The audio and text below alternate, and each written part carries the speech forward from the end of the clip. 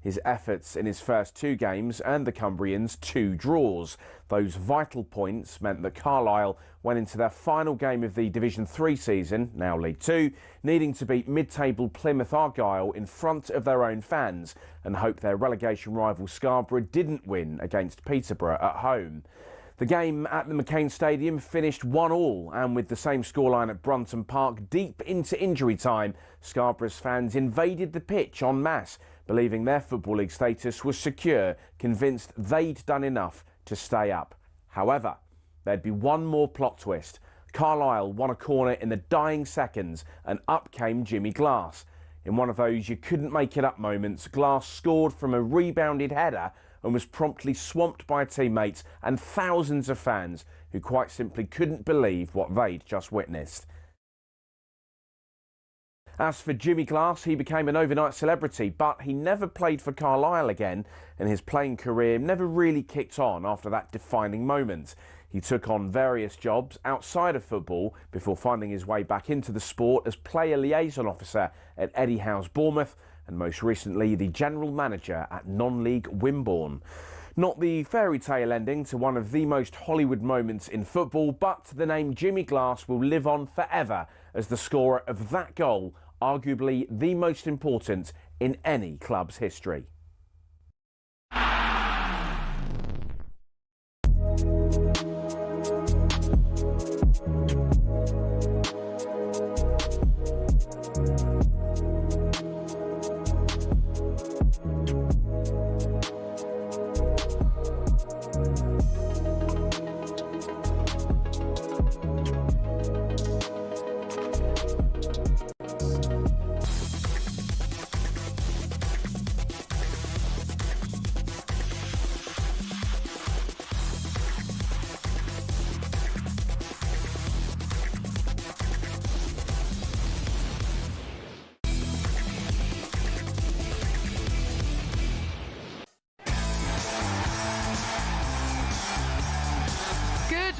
Welcome along to Weekend Sports Breakfast. Good to have your company this Sunday morning. I'm Katie Shanahan, in for the wonderful Shabana Hearn, and with me is the former Chelsea and Republic of Ireland striker Tony Cascarino. Good morning. Good morning.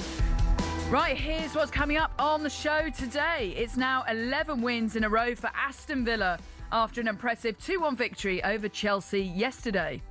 It's going to be 11 in a row in all competitions, 12 from the last 13 in the Premier League, and you can put Villa down as title challengers.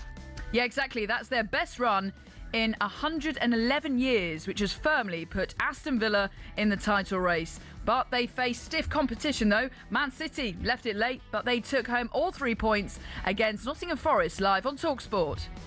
Guardiola heads it down. It comes back to Cherki, who's right footed shot. It's into the corner. It's a brilliant finish from Ryan Cherki. Yeah, Ryan Cherki with a great strike to make it 8 straight wins across all competitions for Man City and dear oh dear West Ham fans. Yesterday's 1-0 defeat to Fulham means that the Hammers will end the year in the relegation zone.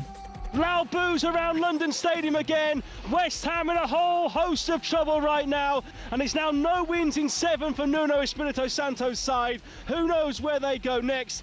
Yeah, where do they go next? West Ham fans, get in contact. The number to call is 03717 2233 44. Loads coming up in the show. We'd love to hear from you this morning. You can also text me and Cass on 81089. This is Weekend Sports Breakfast here on talkSPORT.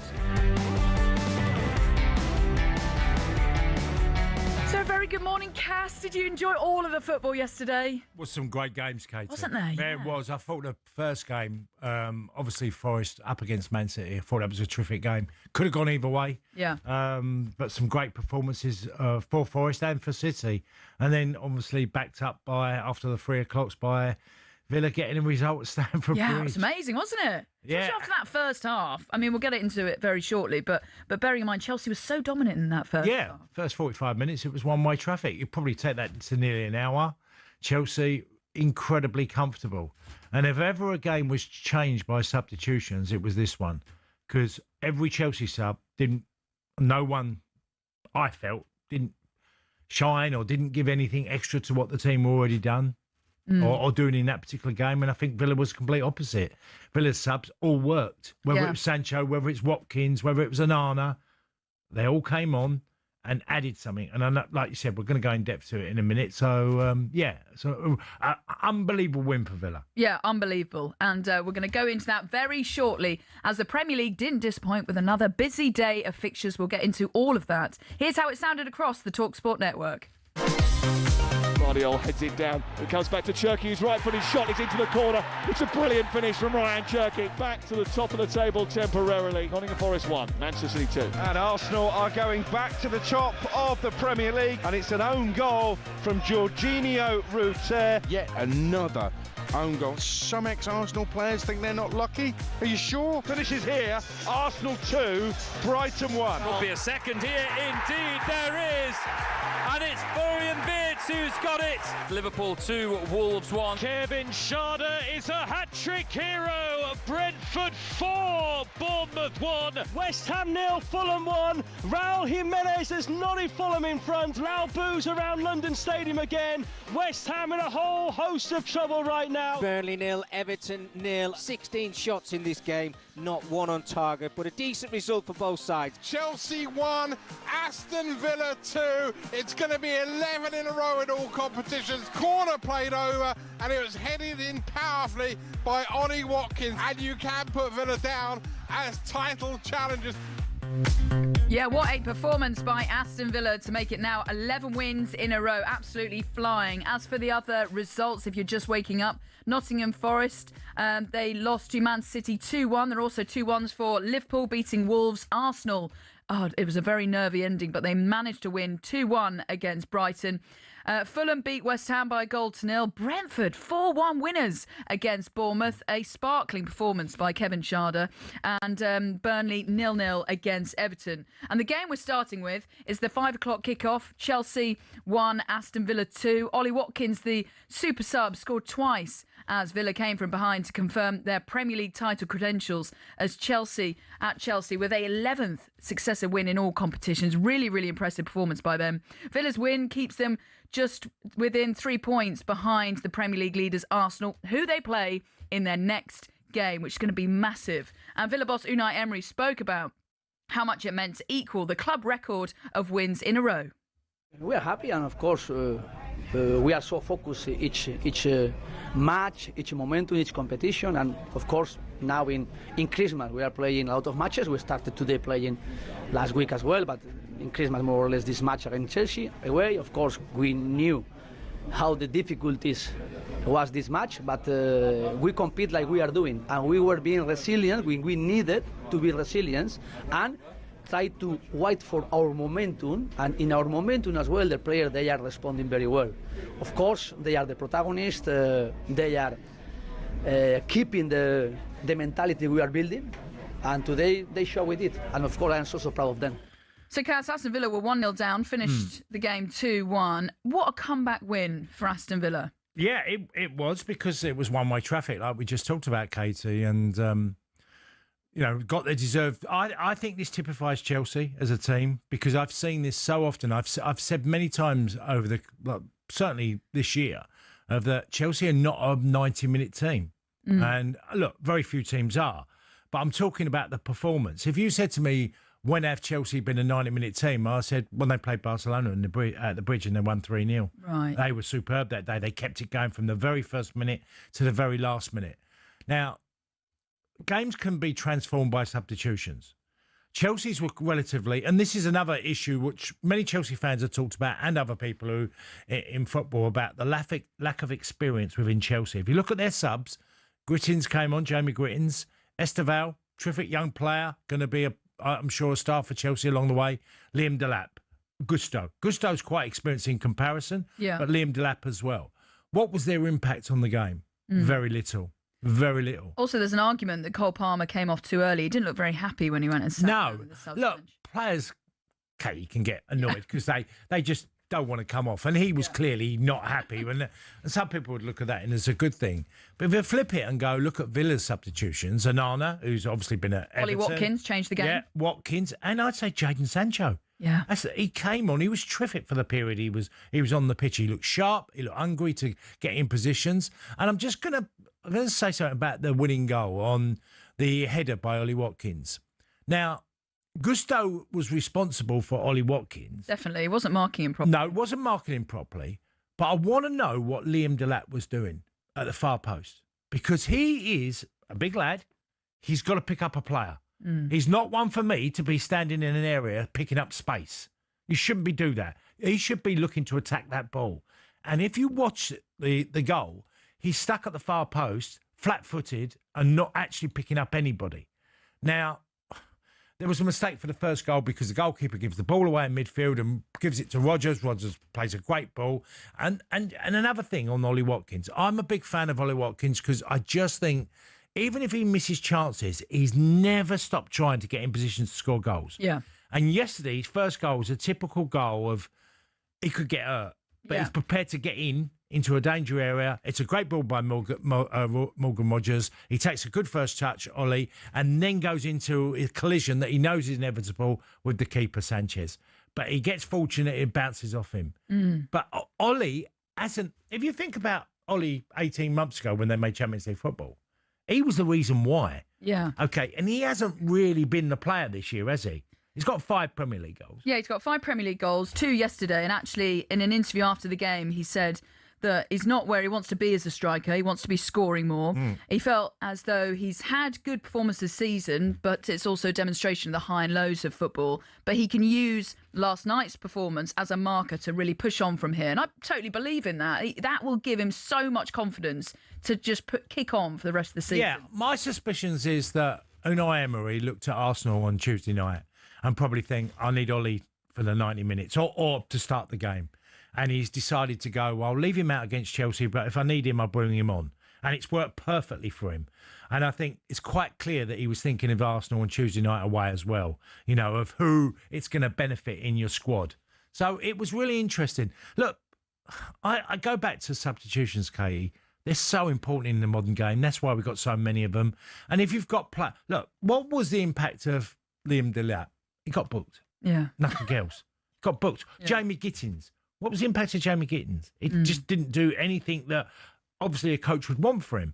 And look, Neto didn't have a particularly great game. He's been terrific for Chelsea, by the way. A really, really good player that can shine. Garnacho shows really great moments. But the wide men tend to come off a lot at Chelsea. Now, Maresca's going to come under pressure because that result, it felt like Unai Emery won the manager war on the day. Yeah, and they're now 10 points behind Aston Villa in third. Yeah. So, well, let's hear from Unai Emery now. He spoke to talkSPORT and was asked if they can now be considered as title contenders. I don't know the difference is contender or favorite. We are no favorite. Favorite Arsenal to win the title, and of course Manchester City. And then Liverpool is coming back. Manchester United is again coming back. Chelsea, they have the power to get us. Of course, we are going to try to be consistent. And with our consistency, we can keep, hopefully, the position we are now. And of course, we have the next target is the next match against Arsenal.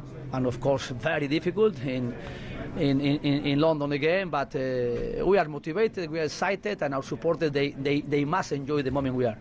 Yeah, so Aston Villa are on an incredible run, but the test really will come towards the end of the season, the depth of their squad. You speak about the substitutions there. Jamie Redknapp saying last night how the January window will be really important for them in terms of the squad. If you look at the depth that Arsenal and Man City have, for example, they've done amazingly well, but how important is it that they reinforce in January to make sure that they can continue this momentum? Well, if you take the year 25, Villa are as good as anybody in the Premier League. Their points total tells you that. They've had a fantastic year. What did they do last January? Brought in Rashford, Asensio came in, added to the squad, got a lot of points towards the end of the season. I think he'll look to do that again, whether it's loan players, and, you know, if he gets a tune out of Sancho, because Jadon Sancho has been a terrific player at Dortmund. We haven't seen him at Manchester United do particularly well. He's had loan at Chelsea. I thought he did okay at Chelsea, but not to what was expected of him. So I'd be interested to see what Unai Emery thinks what he will do in January with the impact of certain players, because, look, of course Villa are not favourites, but what they're doing, they're showing that they have a team of players who are absolutely committed to covering every blade of grass on a football pitch, and we're also with the talent to go on and win games. They got match winners. Morgan Rodgers had a really poor first half. Yeah. But he still made the pass for Watkins to get the winner. The equaliser. Had an impact. And that's what great players do. They don't always start brilliantly from the outset of a game and then suddenly disappear. They normally do the reverse. If they're quiet in the first half, you guarantee they'll come lively in the second. Yeah. Right, we're going to continue to look back on all of the Premier League games next. This is Weekend Sports Breakfast with Katie and Cass here on talkSPORT. Good morning.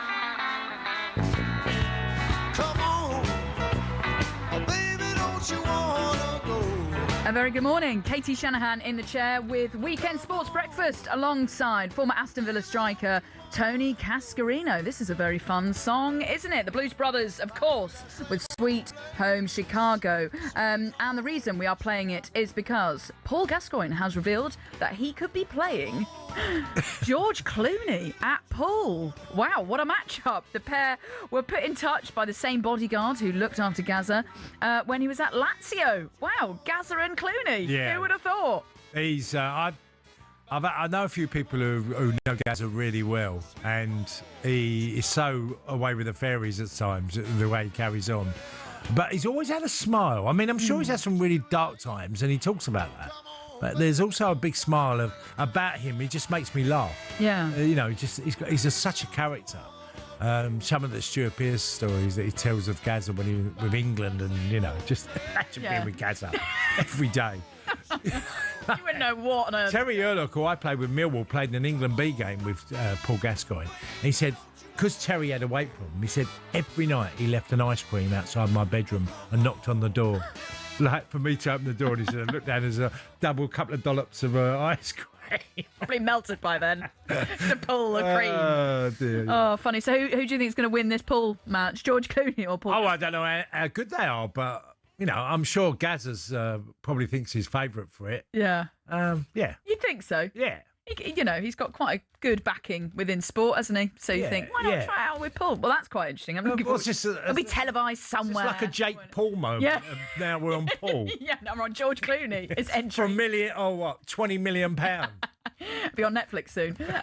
Right, let's continue to look back over all of the Premier League action yesterday. Now our focus is on Man City 2-1 beating Nottingham Forest. This was a great game, our exclusive game on talkSPORT yesterday. A second half, Tiani Reinder's goal was cancelled out by Amari Hutchinson. That goal, that Hutchinson goal was such a good move, wasn't it? Yeah, it was. And then Ryan Shirky was the one that got the late winner to keep Man City just in touch with the leaders Arsenal at the top of the Premier League. Let's hear from the City manager now, Pep Guardiola, who was full of praise for Ryan Shirky, and he spoke to talkSPORT after the game.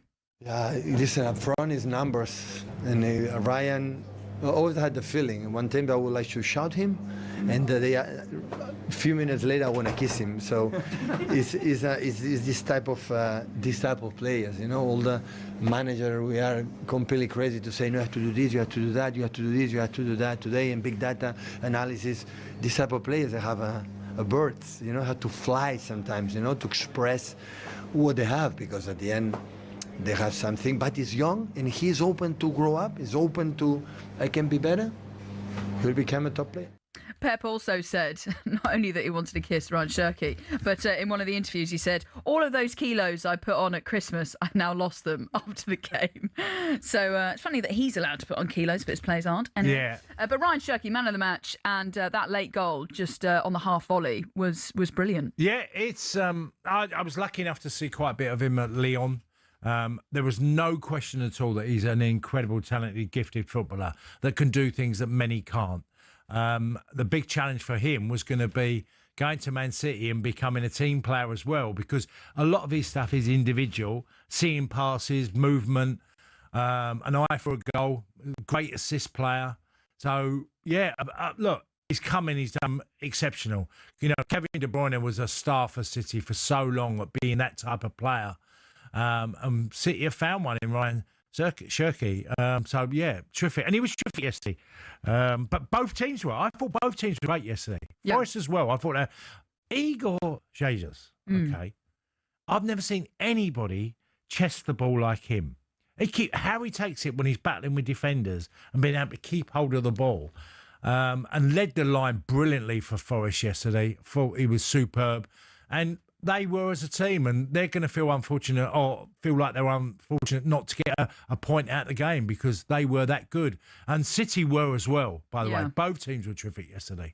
Yeah, 8 straight wins now for Man City, and it seems like they're going to go on one of their classic runs, which as an Arsenal fan, I don't really want to see happen. But they know how to finish off a title race, don't they? Yeah. You feel as though we're seeing signs of the rhythms there, and they're just going to put their foot on the gas towards the end of the season. Katie, you've got a manager that's won a lot of Premier Leagues and one that hasn't won any. And it's been close in Arteta. And there's loads of great signs for Arsenal as well.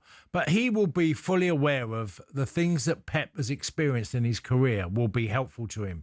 And what we've seen is the transitional period that City have had of reinventing this team and making them look really good. Look at fullback areas. You look at Riley coming in, and doing what Matt Riley coming in and doing what he's done.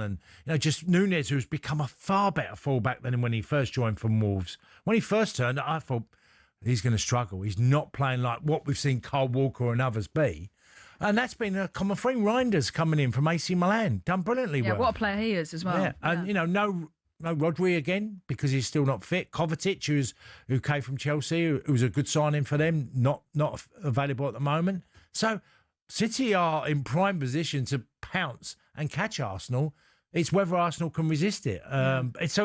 Look, it's becoming, with Villa as well, a 3-horse race that is really intriguing. Yeah, and it's exciting for the league, so I think we need competitiveness, and we can't just have Man City running away. Two's always feels it's a bit like in Scotland, because there's 3, Hearts, Rangers and Celtic, that are in with a chance. It feels far more exciting title race. Well, someone who didn't appreciate Man City's performance was Forest manager Sean Dyche. He spoke to talkSPORT after the game, saying City benefited from poor referee decisions. Well, look, I mean, even earlier in the game, the centre-half boots the ball away and then dives on the floor like there's nothing wrong with him, and the referee's right there, does nothing about it.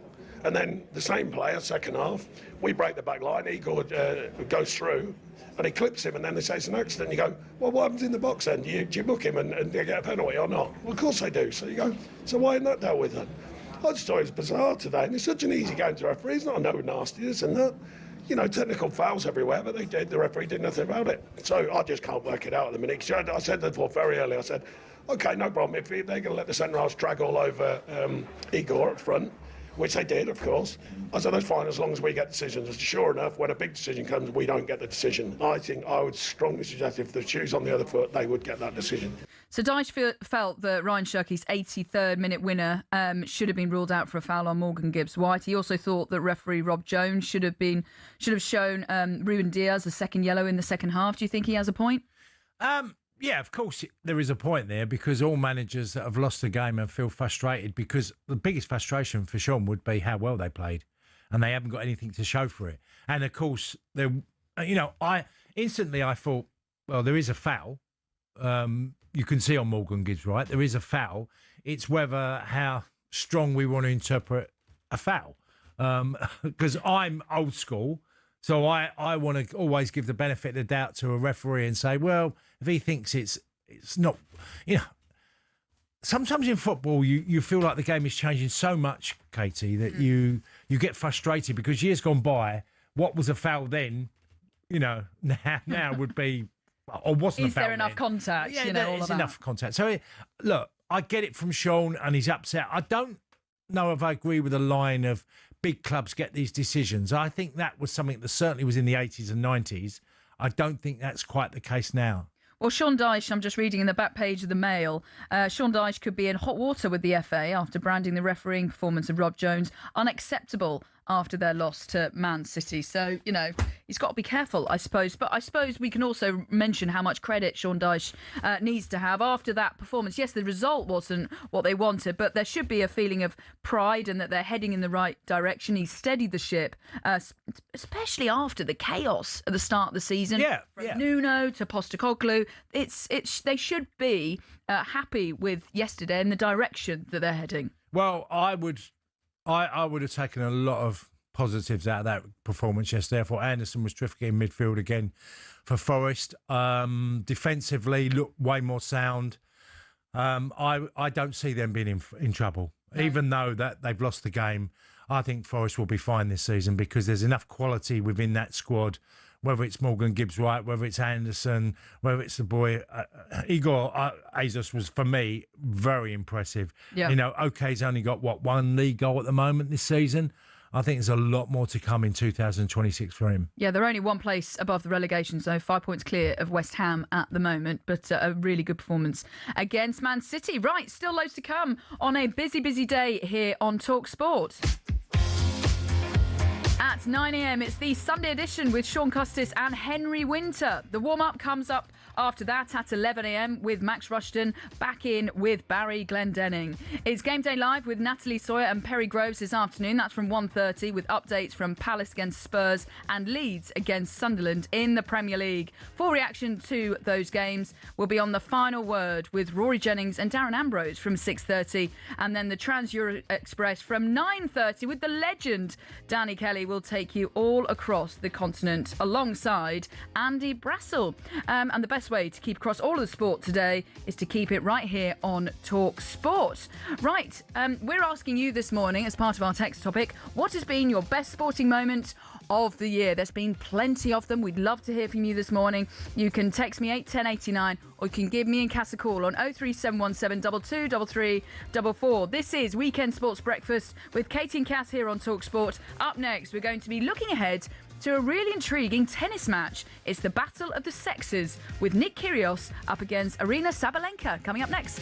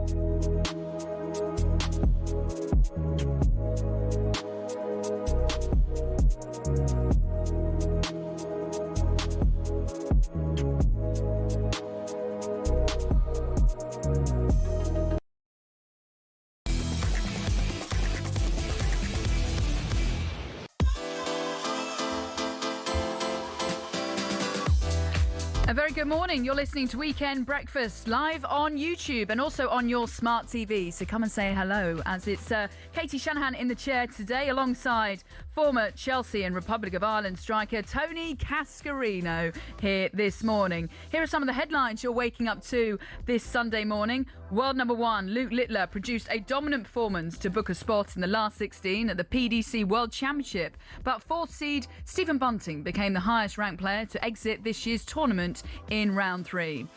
Nigeria held off a late Tunisia fight back to reach the last 16 of the 2025 Africa Cup of Nations. 3-2 it finished to the Super Eagles. And relegation-threatened Burnley avoided a defeat for the second game running in the Premier League as they held Everton to a goalless draw at Turf Moor. And after the game, Burnley manager Scott Parker was full of praise of his goalkeeper Martin Dubravka for keeping his side in the game. Brilliant, yeah, with big moments, big saves. I see you interviewing Marcus as well here. I thought he was brilliant when he came in. Bashir Humphreys as well, obviously been out for such a long time and comes into the team today due to Joe pulling out pretty late. But I think overall, just what I asked of the players today was a genuine mindset and a will about us. And Martin was superb in that. Yeah, we just had a text here from Dean saying 8 out of 10 for Martin Dubravka yesterday. Produced a stunning save to deny Beto from close range and also got an important hand to Barry's load shot for only his third clean sheet of the season. So, Cass, in terms of Burnley, they can take a lot of positives. 1 point is better than 0, I suppose. Yeah, I've made my feelings clear about Burnley this season. I think it'll be an amazing achievement if they stay up. And I think still a long way to go, though. Absolutely. But if they can be competitive in that relegation battle, and Scotty Parker has asked all the right questions of his team, about desire and hunger, leave nothing out there. I just think you've got to give praise, even though they're in the relegation bottom 3 at the moment. Burnley don't have the investment of a lot of clubs, even close to the investment of many clubs in the Premier League. So Scotty Parker was always going to be a battle. They were so good defensively last year in the Championship. But as we know, in the Premier League, clubs will punish you for every mistake. And that's what Burnley are finding. They can't keep... Look, they did yesterday. Keep a clean sheet, but generally you can't keep clean sheets in the Premier League. And they also had a wonderful opportunity right at the end with Zion Fleming going, so it was through on goal, and then he hit the post, didn't he? Scott Parker on the floor in the technical area, think, oh, we've got the winner, but it wasn't meant to be. But let's see. There's still a long way to go. I'm not giving up hope on Burnley just yet. Right, we're going to move on to tennis now, because in one of the most controversial and talked about tennis exhibitions of the year, Nick Kyrgios is set to take on current world number 1 Aryna Sabalenka in a match dubbed this generation's Battle of the Sexes. Nick Kyrgios, a former top 20 player on the ATP Tour, said he could beat the best women's player in the world despite having been sidelined for almost 3 years. So today at the Coca-Cola Arena in Dubai, they will play in front of potentially 15,000 or more spectators. Kyrgios spoke about the exhibition on talkSPORT last summer. Yeah, so the court's roughly about 9% smaller in every kind of width, the length, and the service boxes. So her side of the court will be smaller. So yeah, it will even things out a little bit. And there's also one serve. So yeah, there'll be one serve. All right. Yeah, one serve. So there'll be a couple adjustments made. But again, I know that there's a lot of pressure. I've had a couple male tennis players already message me saying, the pressure's on. The world's going to be watching, and I'm representing a lot of people and a lot of players. So this is something that's going to be circled on my calendar, and I'm going to be ready. Yeah, so the exhibition match is happening later today. I'm fascinated to see how this plays out. So let's speak to sports news editor at the iPaper, James Gray. A very good morning, James. Hi, James. Good morning, both of you. How are you? Yeah, good. Thank you. What's been the general reaction to this in the tennis world then? I think it's been quite divisive, actually. There's kind of two schools of thought. There's the one that I fall into, which is that it's an exhibition. It's a lot of eyeballs on the sport. We're not really going to take anything away from the result. And it's good to have eyeballs on tennis. It's a very competitive sporting landscape out there, and tennis is always struggling. The other side, I would say, and a lot of this comes from those on the women's tour, I think it's an opportunity to belittle the women's game, that if Nick Kyrgios, this guy who's barely played for the last 3 years, is able to beat the world number 1, then what's the point of women's tennis, and why are we paying them equal prize money at Grand Slams? I don't see it that way, but there's a lot of people who do. No, I was going to ask that question, James, of, I feel like in some ways it's a lose-lose situation because, like you said, Kyrgios has not played for quite a number of seasons, or certainly last couple of years, against the world number 1 in Sabalenka. And I don't know, I can't make up my mind. I think it's one of them that we have to watch, see how it pans out, and then forge an opinion on it instead of doing it before they even play. Perhaps, but I do think that look, this is a bit of fun, right? This is something we would argue about in the pub, you and me, on a Saturday night. I mean, we might not end up in the same pubcast, but it's the kind of thing you argue about. You know, or do you think Sabalenka would beat Kyrgios? You know, and it's great that we're sort of getting a chance to play that out. Now, look, Nick Kyrgios may not be fully fit. He might not take it completely seriously. I'd put a fair bit of money on it going to the third set tiebreak because these exhibitions often somehow end up going right down to the wire. No comment on exactly how or why. But I do think it's important to point out that men's tennis and women's tennis are different sports. You know, it would be like saying, oh, we're going to take the England women's rugby team, play them against the England men's rugby team. You completely expect the England men's rugby team to win. But you also, I don't think any right-minded individual would look at that and go, oh, well, what's the point of the England women's rugby team then? Because they can't beat the men. I think anyone who comes out of this and thinks that it proves something about women's tennis that makes it less worthy, I think probably came into it with that opinion at the beginning and is looking for some kind of confirmation. Just talk us through the special rules. We heard from Nick Kyrgios there saying the court will be smaller. There'll only be one serve, which to Sabalenka, she's probably thank goodness for that, because Nick Kyrgios has such a rocket of a serve, doesn't he? So just talk us through the special rules to make sure that this is as competitive as possible and hopefully will help Sabalenka. Yeah, I mean, I think it's an interesting idea. You know, when Billie Jean King played Bobby Riggs, it was pretty much straight up. Yes, 9% smaller court. So that means in practice, I think about 24.6 feet width on Sabalenka's side and about 27 feet on Kyrgios' side, which is not a huge difference, but it'll certainly feel weird, I think, for both players to be standing on a court that is a different size on each side. I think the one serve thing, I don't necessarily know that it makes a huge difference, really, because, yes, it takes away Nick Kyrgios' great weapon, although there will be times when he just tries to hit a first serve anyway and makes it. Secondly, it's not like Aryna Sabalenka's never faced a serve like that before. She's played a lot of mixed doubles in her time. You know, she'll take another foot back and give herself some room. And thirdly, Aryna Sabalenka's got a really ropey second serve. So if that starts to go to pieces, as we've seen that it can, then it's actually going to work against her rather in her favour. So there's lots of moving parts to this. And I think you're right. It's kind of fascinating because of that. I was going to say, I wanted to ask one quick question, James. So what is the prize for winning? Obviously, a lot of people will look at the money, shillings and pounds. And they've got the same agent, I believe. So he's done well in all of this. Yes, Stuart's done very well out of this whole thing, I can tell you that much. I haven't got a figure confirmed. These things are always fairly closely guarded. I would say that both of these players will be doing very well out of it.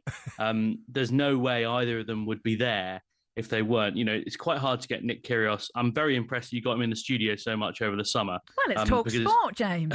Well, we get such good talent on here. Blockbuster name. I'm just saying it's hard to get him on a tennis court, so maybe a radio studio is the answer. It's nice and warm on this show. Yeah, we pay well here, you know. You're getting paid. Weekly, very weekly. I suppose, James, I want to kind of come in on this because I do have my women's sport hat on and I am quite worried about watching this and it just being a whitewash in terms of Nick Kyrgios hitting those serves. So in terms of there only being one, I was pleased to see that. But I think if it does just end up being however long the sets are and he just wins convincingly, bearing in mind women's sport is in such a good, positive position after the Red Roses winning the World Cup, the Lionesses winning the Euros in the summer, for this to end the year is a bit of a worry for me. So I think it, do either party lose or gain much from whatever happens? And potentially, if Sabalenka loses massively, how damaging could that be for women's sport? Yeah, and I think it's a good point, and I completely respect your kind of lived experience on that, Katie, and I think you come from a position of much greater authority on that. What I would say is that tennis is, I think, probably is the most gender equal sport in terms of prize money. Prize money at the Grand Slams is paid equally to men and women, not across the tours because the ATP and WTA are different organisations with, frankly, much different budgets. And I know the WTA are working to address that. So I think for a start, tennis has a kind of a bit of a moral high ground there in terms of gender equality. If it's 6-love, I don't think that does anyone any favours. I don't think it will be for the reasons I kind of alluded to earlier. I also think, to be perfectly honest, women's tennis is not in a great place. For all that I've said about equal prize money at Grand Slams, outside of those events, the WTA itself is not in a great place. They had a famous boycott of China over the disappearance of Peng Shuai, which involved them then immediately U-turning on it as soon as China opened up again.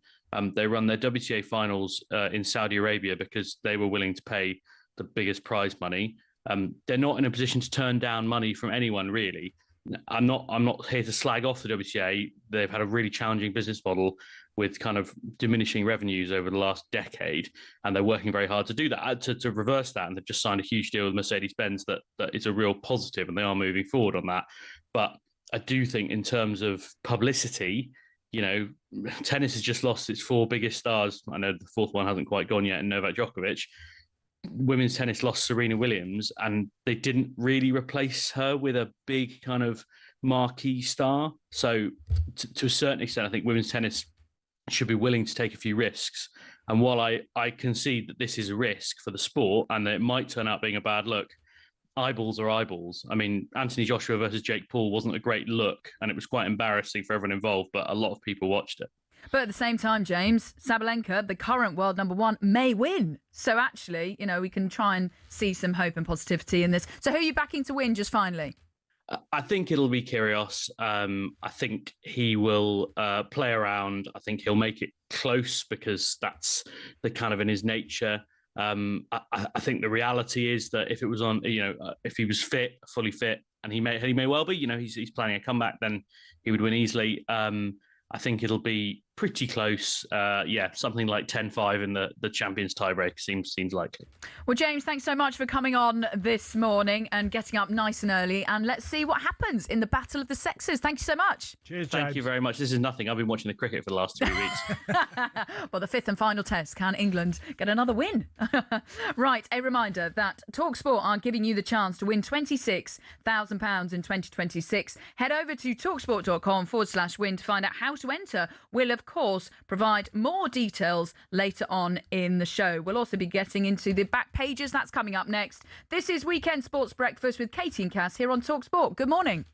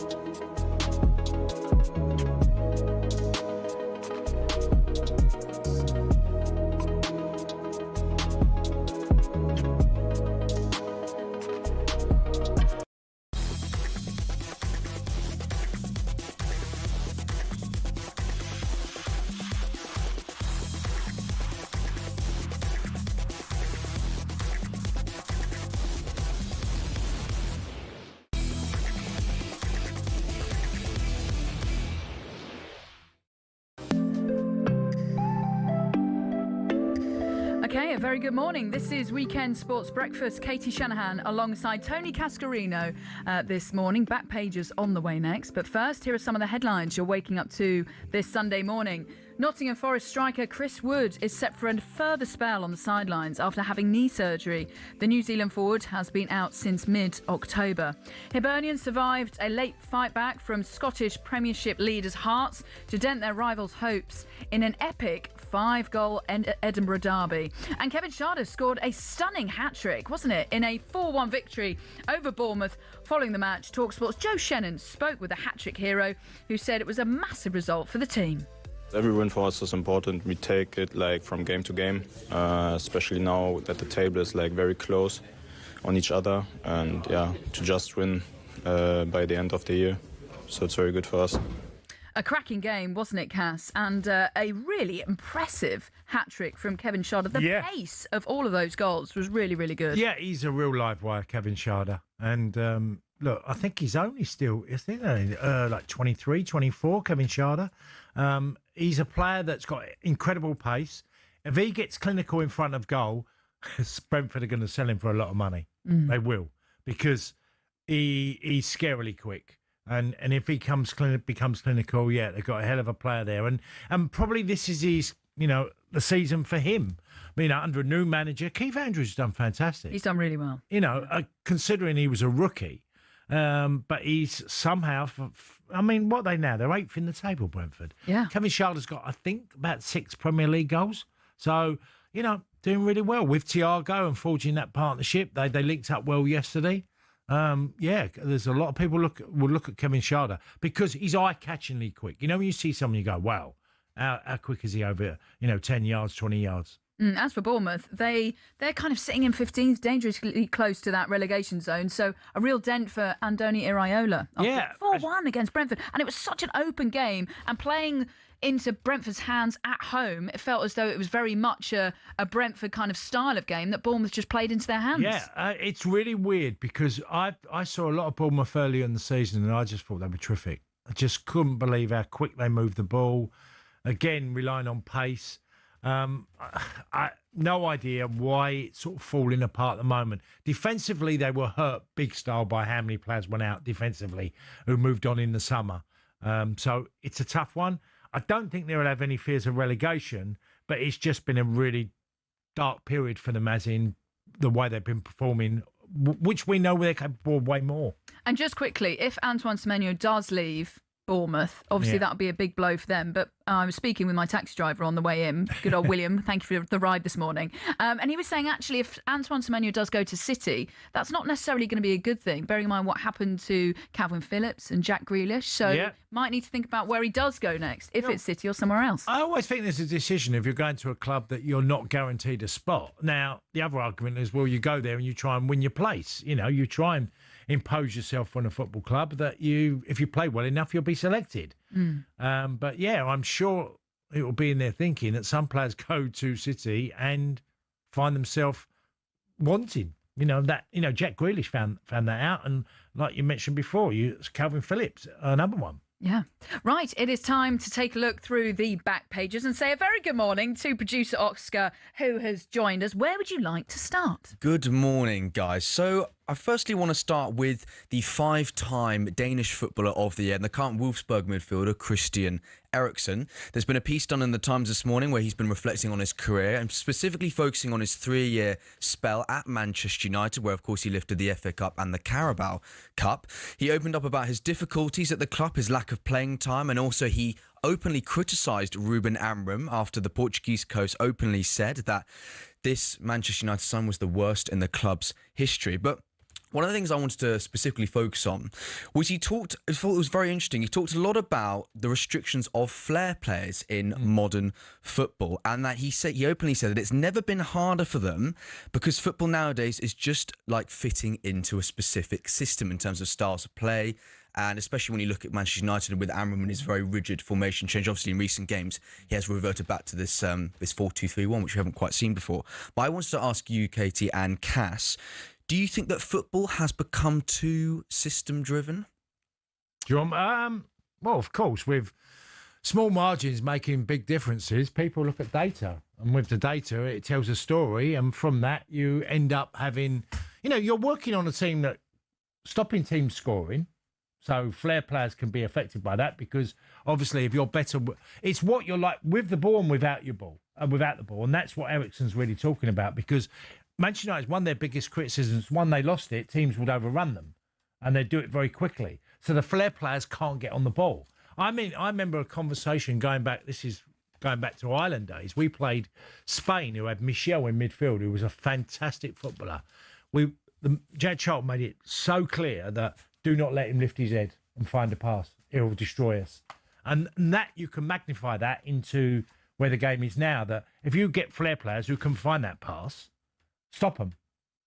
And there are teams that are good at it with their athleticism, the desire to get in front, they do all these blocks. So, yeah, it's as hard as it's ever been for a flair player. So if they shine like Shirky did yesterday, it tells you how good he really is. De Bruyne had done it for years.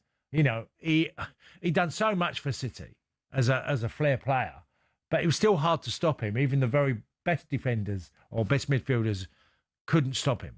What else have you got for us? I've got a little bit as well about Harry Kane. Christian Eriksen was talking about his former teammate. He said he was delighted to see him win his first silverware at Bayern Munich last season. Also, interestingly, with Eriksen as well, during his time at Spurs in that spell 2013 to 2020, he actually has the most assists in the Premier League. He's got 2 more, as you just mentioned, Cass, De Bruyne. He's got 2 more than the great Kevin De Bruyne.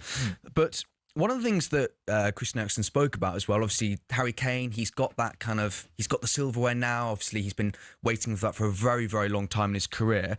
And Eriksen said that he hopes that one day Harry Kane will return to Spurs. So I wanted to ask your guys' thoughts on that. Can you see a world in which Harry Kane could return to Spurs, or do you think he's just so settled at Bayern and they're competing on all fronts and, favourites for winning Champions Leagues all the time? He's going to return to the Premier League at some point. It's just whether it's for Spurs. It's definitely not going to be for Arsenal or another team like that, is it? Even as an Arsenal fan, I'm like, no, he's not coming.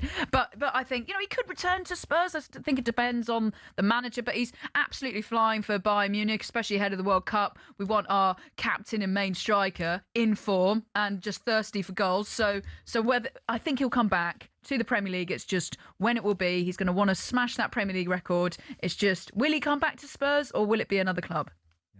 Brilliant. And that's all I've got time for. Okay. I've just also been looking at some of the other back pages we've got with the Arsenal beating Brighton. Thirsty work with Martin Odegaard scoring his first goal of the season. Really pleased for him.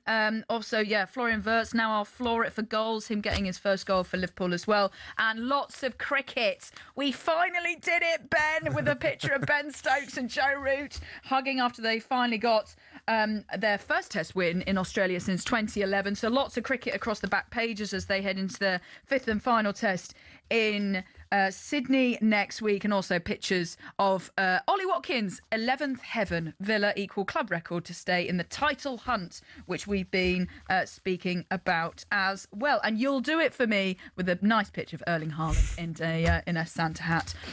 So, Oscar, thank you so much. And we've actually got walkout music for you on the second show in a row from one of your finest moments of the year. Oh, God. So that's an ode to Kevin the Teddy. Oscar, don't go anywhere just yet, who divided our listeners because you have a teddy that goes everywhere with you on holiday, I believe. Will he be with you as you soak in the new year? Yeah, of course he will. Yeah, he's a good guy. Kevin the Teddy's got more airtime than you have, Oscar. By the way, where did you go again, Oscar, when you left? Where was you going? You went away from... I was going to Porto. That's it. And he took his teddy and we were all laughing. I think it's basically I got thrown under the bus there. But it didn't bother you. It didn't bother of course you not. No, take it like a champ. Absolutely. Yeah, and there you go. There's your walkout music to Kevin the Teddy. There we go. Thank you, guys. Okay, right. Coming up next, we're going to be looking back more on the Premier League action and poor performances from Chelsea at Stamford Bridge yesterday. This is Weekend Sports Breakfast with Katie and Cass here on talkSPORT. Fingers through my hair and cuddle me real tight. Oh, let me be. Oh, let him be your teddy bear.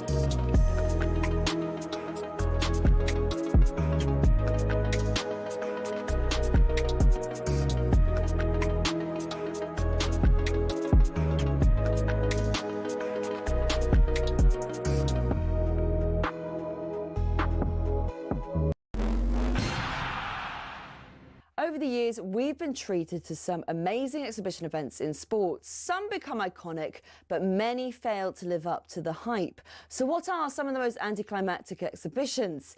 Technically, it wasn't an exhibition because it ended up being sanctioned as a pro fight, but it basically was.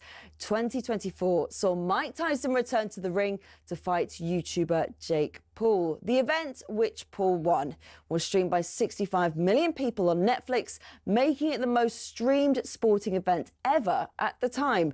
But many complained of buffering and freezing. And as for the fight itself, well, it was considered an entertaining disaster. I mean, it wasn't prime Tyson, he was 58, and after the fight, Paul, who was 27 at the time, said he'd actually gone easy on Tyson towards the end. Now, Mayweather-McGregor in 2017 was a better watch, despite Mayweather going rope-a-dope early on, but it was way too expensive. Pay-per-view was 75 quid, and in the stadium, the cheapest ticket was over 370. Now, this next one you could have watched for free, only because the pay-per-view had streaming issues, so they had to open it out. I'm talking about Tiger versus Phil in 2018, which was nicknamed The Match. Massive names and massive rivals going head-to-head. On paper, it worked. In reality, it didn't.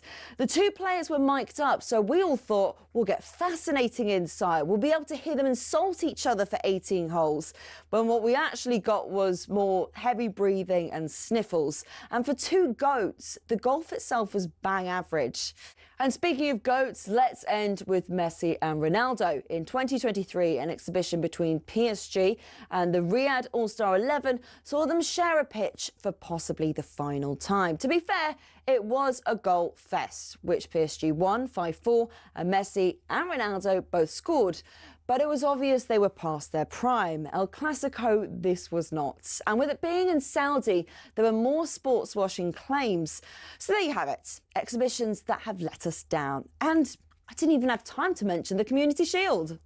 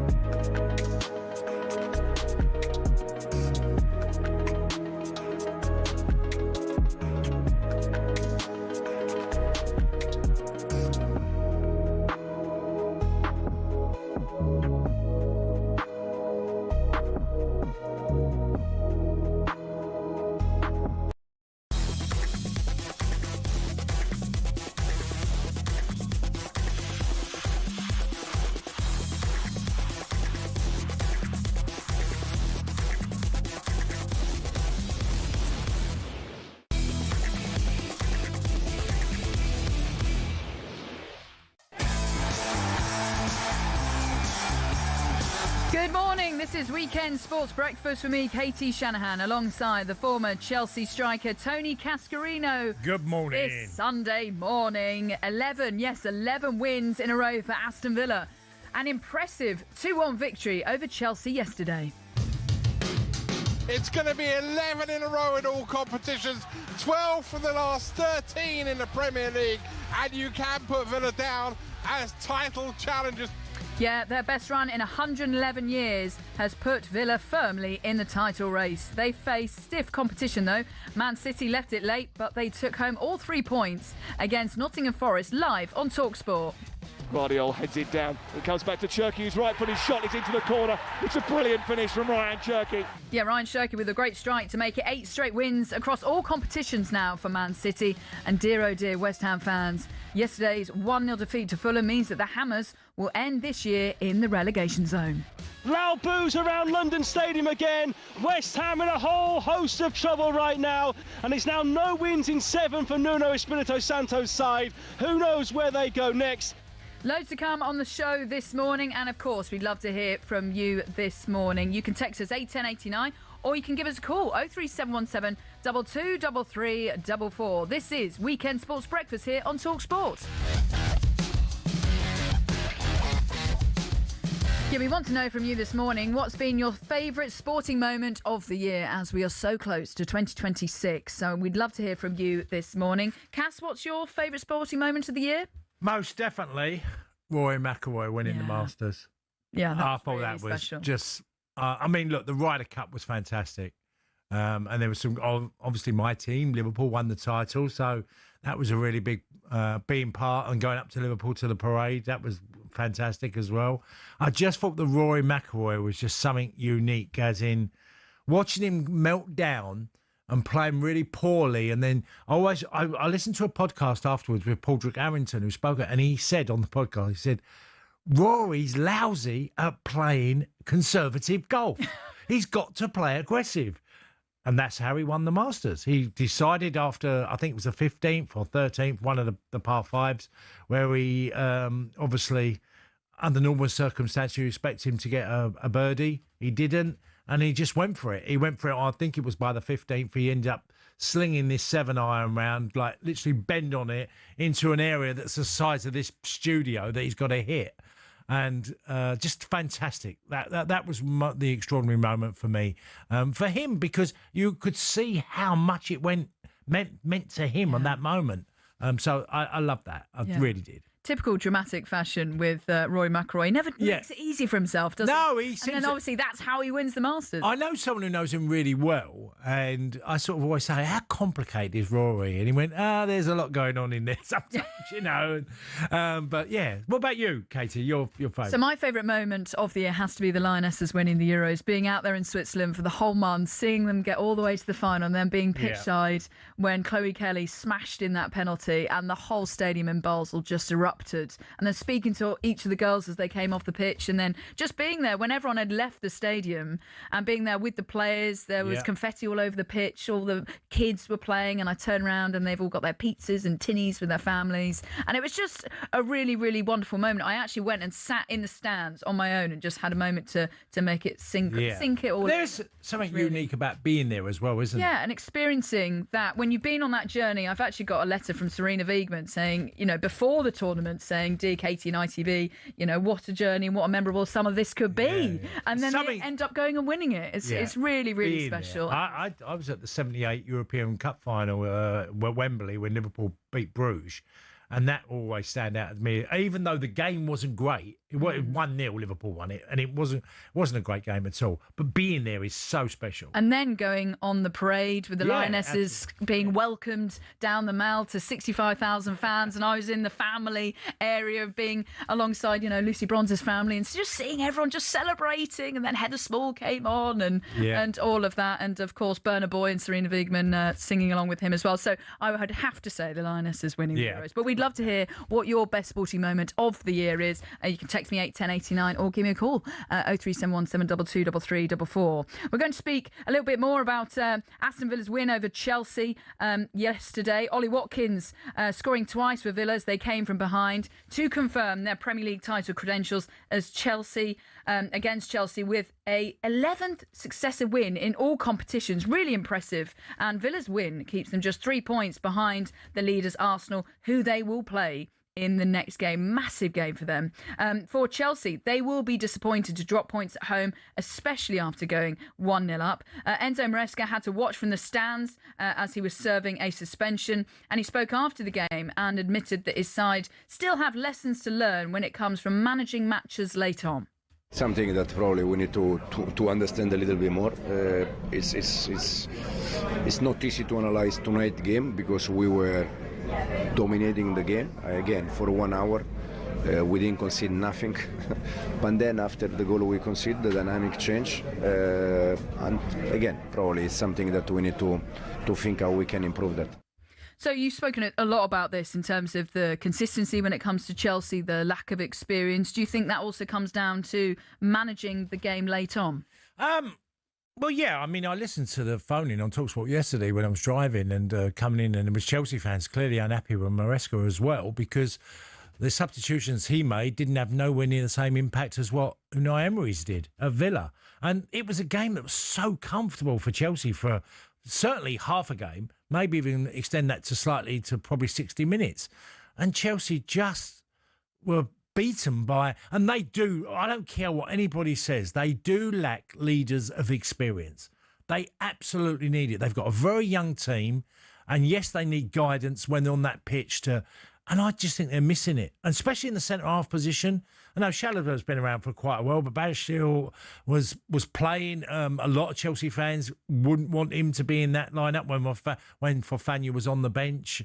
Look, it was a really strange last 30 minutes, and I touched on it. I've seen this from Chelsea before as well, by the way, and they're a good side. When you see them, they're on, and they're good, like they were for the first 45. Chelsea can be a really dangerous side. Cole Palmer's still coming back to full fitness, didn't manage to play the full 90, didn't look exactly happy when he was taken off at 72 minutes. How much more do you think we can see from him, especially in a World Cup year? And there was lots of talk about the Cole Palmer against Morgan Rogers battle. Who do you think won that yesterday? Well, I thought he was good. I thought Cole Palmer was good for an hour. Look, Morgan Rogers grew in the game. I think it was a bit like the teams. Chelsea were terrific for the first 45, and so was Cole Palmer. And obviously Morgan Rogers wasn't because Villa struggled. But by the second half, it was the complete reverse. Cole Palmer's a really good footballer. And I think he'll play, as long as he can avoid injury, he will absolutely go to the World Cup. And I think he'll do what he's always done for Chelsea, is excel, get goals, create things for them. He's a really good footballer. So I do think it's there. And he is that type. He wears his heart on his sleeve, doesn't he? He's always going to show his emotions, Cole Palmer. It's written all over his face. Exactly. So as a manager, you just got to deal with it. You know what he's about. You know how good he is. And it's about getting the best out of him. In terms of Chelsea lacking leaders, so who do you think are the current leaders then? Well, obviously Colwell's been injured. So, again, I would look, PSG last year, Katie, won the Champions League. Marquinhos was terrific for them. He was the Thiago Silva. You know, when he was at Paris, he was the leader with Marquinhos and others. And he brought that Thiago Silva to Chelsea, that experience of guiding the younger players. And I think they need that type of player, a defender that, you know, can just nurture the players around him, because Chelsea make some very I would say really naive mistakes during games. Look, the manager's a rookie in Premier League. You know, if you look, he's been at the Championship with Leicester. He's not an experienced manager in the Premier League. He's a rookie, and he's learning along the way, and mistakes are happening. I thought there has been a number of mistakes by the manager, but I expect that because he's not a savvy week in, week out Premier League manager until really last season. This time last year, or just before Christmas last year, Chelsea were flying high. We say they weren't in a Premier League challenge. Well, they were in mid-December last year. They were flying at that particular time. But it's just Groundhog Day in what the way the fans are feeling Yeah. I mean, Chelsea haven't been in a real title race since they won the league back in 2017. They're now 13 points behind Arsenal. Top 4 finish is obviously what they're going to be targeting. But can you still put them in the title race? No, I don't think you can. I think there's lessons to be learned. And I would say go after some experience. Players that give you so much more. And it doesn't matter what level, if you're fighting relegation or you're trying to be a team that want to stay up or get to the European football. You know, you've had Jordan Henderson go to Brentford, you've had Xhaka go to Sunderland. You know, them types. You know, I've seen these players move to clubs that have a massive impact. So I think Chelsea need that. Yeah. Right, this is Weekend Sports Breakfast with Katie and Cass here on talkSPORT. Coming up next, we're going to be chatting all about Liverpool, as it was a good day for Arne Slot and also Florian Wirtz, who got his first goal for the club.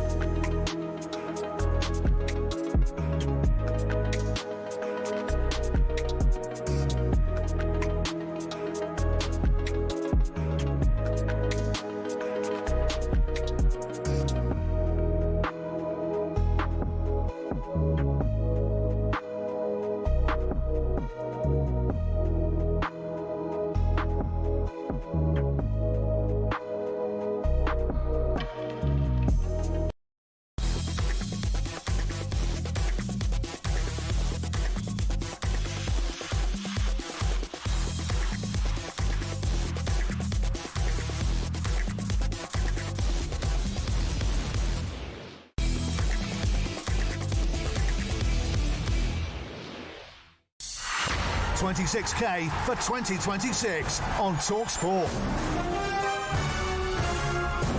A very good morning. You're listening to Weekend Sports Breakfast. I'm Katie Shanahan. Alongside me is the former Chelsea and Republic of Ireland striker Tony Cascarino. With this very dramatic music, it is time for competitions, because talkSPORT is already looking ahead to a very exciting year of 2026, and we're giving you the chance to win a massive £26,000.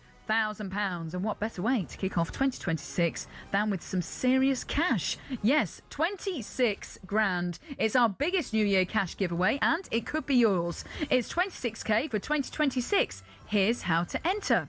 For your chance to win, text WIN to 83338. Text costs £2.50 plus your standard network rate, or call 0343 423 9761. That's 0343 423 9761. Lines close at 12 p.m. on the 9th of January 2026. That's when you'll need to answer your phone if it rings. UK residents only, 18 plus. This is a network promotion. Full T's and C's at talksport.com/win. So for your chance to win, text WIN to 83338 now, and a very good luck. Right, let's move on to Liverpool beating Wolves by 2-1. It was actually the first meeting between the two sides since the tragic passing of former forward Diogo Jota and his brother Andre Silva. Diogo Jota's two sons actually returned to Anfield as mascots, walking out with captain Virgil van Dijk to a huge ovation from both sets of fans. And wasn't it great, Cass, just to see the family embraced by both sets of fans on a really emotional day, I can imagine. Yeah, we knew it would be. We talked about it yesterday, and I knew the fans wouldn't disappoint from both sides. And remembering, which is a tragedy that happens in life sometimes, a footballer that was very popular at both clubs. Yeah. As for the game, it wasn't routine, but Ryan Gravenberch scored the opening goal, and then it was Florian Wirtz scoring his first Liverpool goal to complete the 2-1 win for Liverpool. And after the game, Arne Slot said it's been a long time coming for the German forward. It was a relief for him. This I could see after his reaction, after he scored the goal. And the same I saw with his teammates. I think they were really happy for him scoring that first goal, because he will score much more goals for us than only this one. But I also liked his performance. Yeah, Florian Wirtz saying in the back page of the Sunday Mirror that he's still buzzing after scoring his first goal for the club. 160 million he cost Liverpool, and after 5 months and 23 appearances, he finally gets his first goal for Liverpool. A long time coming. Yeah, well, look, when you sign players, you're not signing them initially for just the first 3 months and, they're going to do brilliantly well. You're signing them on 5 and 6 year deals. But it has taken a long time. It has taken a long time. And he's struggled. He has struggled. But this was probably it was definitely his best game for Liverpool in a red shirt. Most definitely. But there was also other signs. Frimpong was played really well right back. He looked a live wire. His pace, which can cause enormous problems. I thought Curtis Jones was pulling strings in midfield as well. And he's another player that's, been around Liverpool for a long time. And you sort of feel like, come on, Curtis has got so much ability. But obviously Wirtz was the big one, because getting his goal and the performance, and there were some great moments in that game. Ekitike's pass to Wirtz as well. Ekitike settled. Look, some do. Some settle him right away and others don't. He's made it look easy, though. Well, he has. But you've looked at others and gone, moves are never guaranteed of who's going to come in. You might think, we would have probably all said in the summer, Isak, he's going to settle in and he'll be flying straight away. And that didn't happen. Couldn't have gone any worse. And you probably thought, well, Ekitike is going to need some time and blah, blah. He settled in straight away. He's like, he's one of them players that just arrived and embraced it and really enjoyed it and got off the mark quite quickly, which helps. So, yeah, Liverpool were way better yesterday in certain parts of the pitch than they've been. And look, they've got themselves in the top 4 now. Yeah. So, and they're doing that without Mo Salah or Alexander Isak, who's out for a couple of months. Yeah. Hugo Ekitike, like you mentioned there, on the score sheet once again. 11 goals in all competitions now. Can he establish himself as Liverpool's number 1 striker when Isak is back? I think he's already done that. I think most people, and I know not a lot of ex-players I played with at Liverpool. I'm not at Liverpool, but with Republic of Ireland, who I know, and they're all excited about Ekitike because they see a real talent. His work rate is exceptional. His technical ability, not only passing and assisting, but his eye for a goal. I think there's a lot more to come from the young man. I think he's a real hell of a talent. And like I said earlier, that you would have expected Isak to have done that, and it's been the other one, Ekitike. So it's a good problem for Arne Slot now, and hopefully Isak, when he comes back, I think next summer's going to be the big one for Alexander Isak. Having a great pre-season and then how he starts next year. I think that will be a big thing for him as a player. But look, Wolves made a few changes yesterday. Yeah. Katie, Strand Larson was dropped, so maybe Matt Doherty's comments was aimed at a certain player. But, that was a manager's call. Sarr was in goal, who has been sort of in and out of the Wolves team, over the years. But they did what I thought they would do, is put on a performance and be tricky to play against. Yeah. You did say that, to be fair. I just didn't... what I saw at Arsenal is a team that were committed and desire that got them nearly a result, and it nearly got them a result at Anfield yesterday, even though Liverpool were the better team. On the flip side, so yes, Wolves fought hard and they did manage to get a consolation goal, but in terms of Liverpool, they didn't dominate massively against a relegation-threatened side. And I actually heard on commentary Dean Ashton saying that Arne Slot has lost the fear factor of teams going to Anfield as teams are able to get at Liverpool. Do you agree with that? Well, teams have got... Nottingham Forest went and won at Anfield 3-0, and there have been other teams that have won. Palace have done well at Anfield, and we've seen this before. So there are still issues, and big ones for Arne Slot, that certainly that giving away chances. He'll be disappointed they conceded yesterday against Wolves. Being comfortable 2-0 up and still concede. They've conceded way too many goals, Liverpool, this season.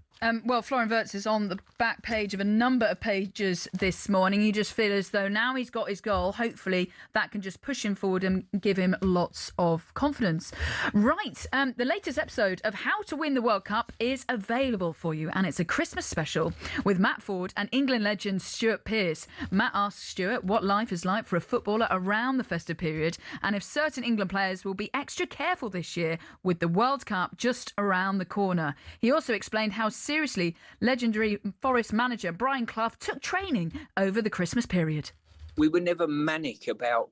We didn't train a great deal at Forest, We probably trained... On a good week, we probably trained 3 days a week, And this day and age, they just decode that as second-day recovery, So he was always a great believer of get time with your families. He was always really big for that, And he was never manic about sort of making sure you eat and do the right things, not when he brings to your room at sort of the night before a game and so you get down to the bar, everyone's having a drink together. What was training like for you at Chelsea over the festive period? Of course. I mean, it was different at all different clubs, and we had such a lively dressing room at Chelsea. And Dave Lee, who's an ex-Chelsea player, was a young lad when I was there, and he always says to me, he says, "I love it when you talk about Chelsea and the old school boys of like Dennis Wise, Vinnie Jones, Kerry Dixon, Dave Besant, Stevie Clark, Andy Townsend, and myself, Mick Hartford, and then you had all the young lads of Cundy and all the others. It was a bizarre mixture. It was absolute cocktail of disaster in the dressing rooms, but funny, hilarious, and Ian Portfield, the manager."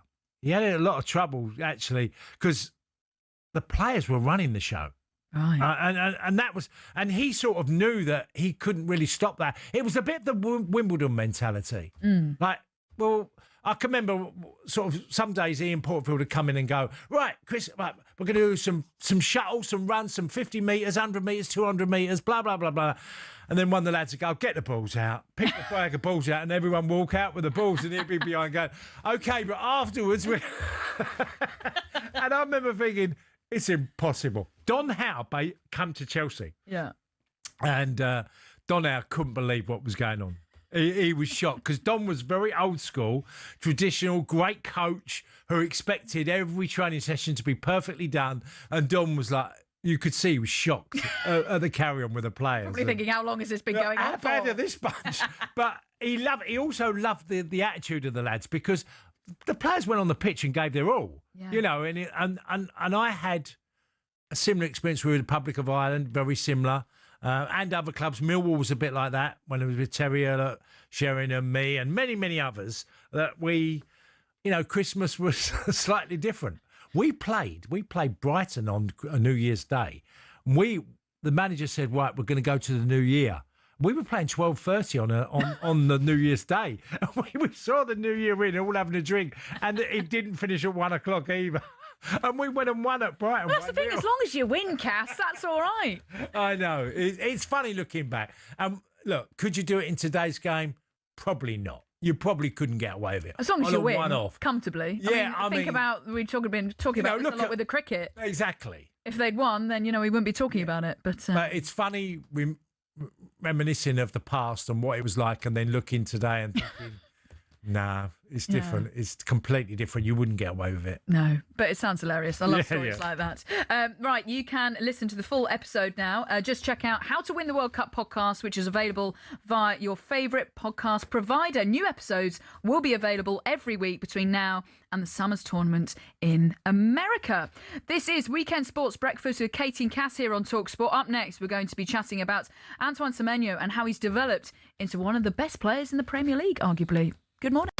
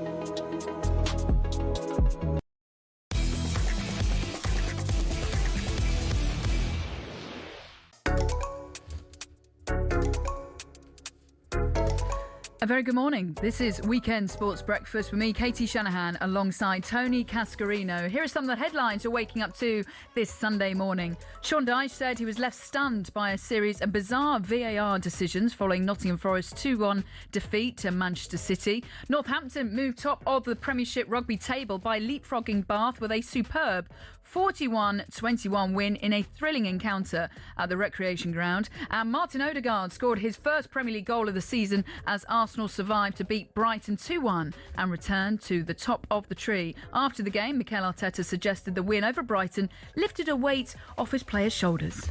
Relieved, no, very happy, very proud on the performance, on the way we played. We dominated the game, the amount of situations, chances, big chances that we generated. Disappointed that the margin were much bigger because they should have been. But this is the Premier League, and 2-0, the first time they had a shot, they scored a goal, and it's game on, and you could feel it. And then David had to make a save at the end to maintain that, even though, again, we missed two massive chances afterwards. But with a lot of situations that we're going through with the injuries, again, of Julian and Enrique in the warm-up, the way the players step in, I mean, what Declan has done today, it's the best example of what this team and these players are. So I'm very proud of them. It was a really nervy ending at the Emirates Stadium. One of the headlines in the Sunday Telegraph saying Emirates awash with anxiety, but Arsenal maintain top spot. We've had a text here from Rich in Leafy, Surrey, saying we're not nervous. Where do you sit on this in terms of Arsenal? They've fallen short so many times in previous seasons when it comes to the title, but it's about grinding out results, and yesterday was a prime example of that. Yeah, and as Mikel Arteta said, Declan done a role. He played in the fullback position yesterday. Yeah. Arsenal, whatever we say, they've only lost 2 games in the Premier League. We've gone through 18. They've got 42 points, conceded the least goals. There's a lot of data that if you look at, Arsenal are still the best team in the Premier League as we stand today. Man City hunting them down, and Villa, yeah, they're good sides. But I'd still want to be in Arsenal's position. And with players to come back, I think there's a lot to be positive about with Arsenal. Also, quickly, a word on that save from David Raya. Troy Deeney said actually on commentary yesterday, one of the saves of the season. That was going in, and then he suddenly launches out of nowhere and tips it over the bar. It's so impressive. I want to do a piece on goalkeepers because the importance of goalkeepers of making big saves. If you take, across the board, if you look at, say, Brentford have got Kelleher and how he's done since he's joined Brentford, I think he's done terrific. And he made some good saves yesterday. It's enabled Brentford to get up to 8th in the table. Then you look at Arsenal and Raya. He's been superb for them. And yes, it was a wonderful save yesterday. And by the way, he's done it quite often. Martinez has been a great goalkeeper for Villa. He's made big saves. So goalkeepers, to me, are so important in the modern game because if Villa are going to go really deep and keep up, then obviously Martinez has got to shine.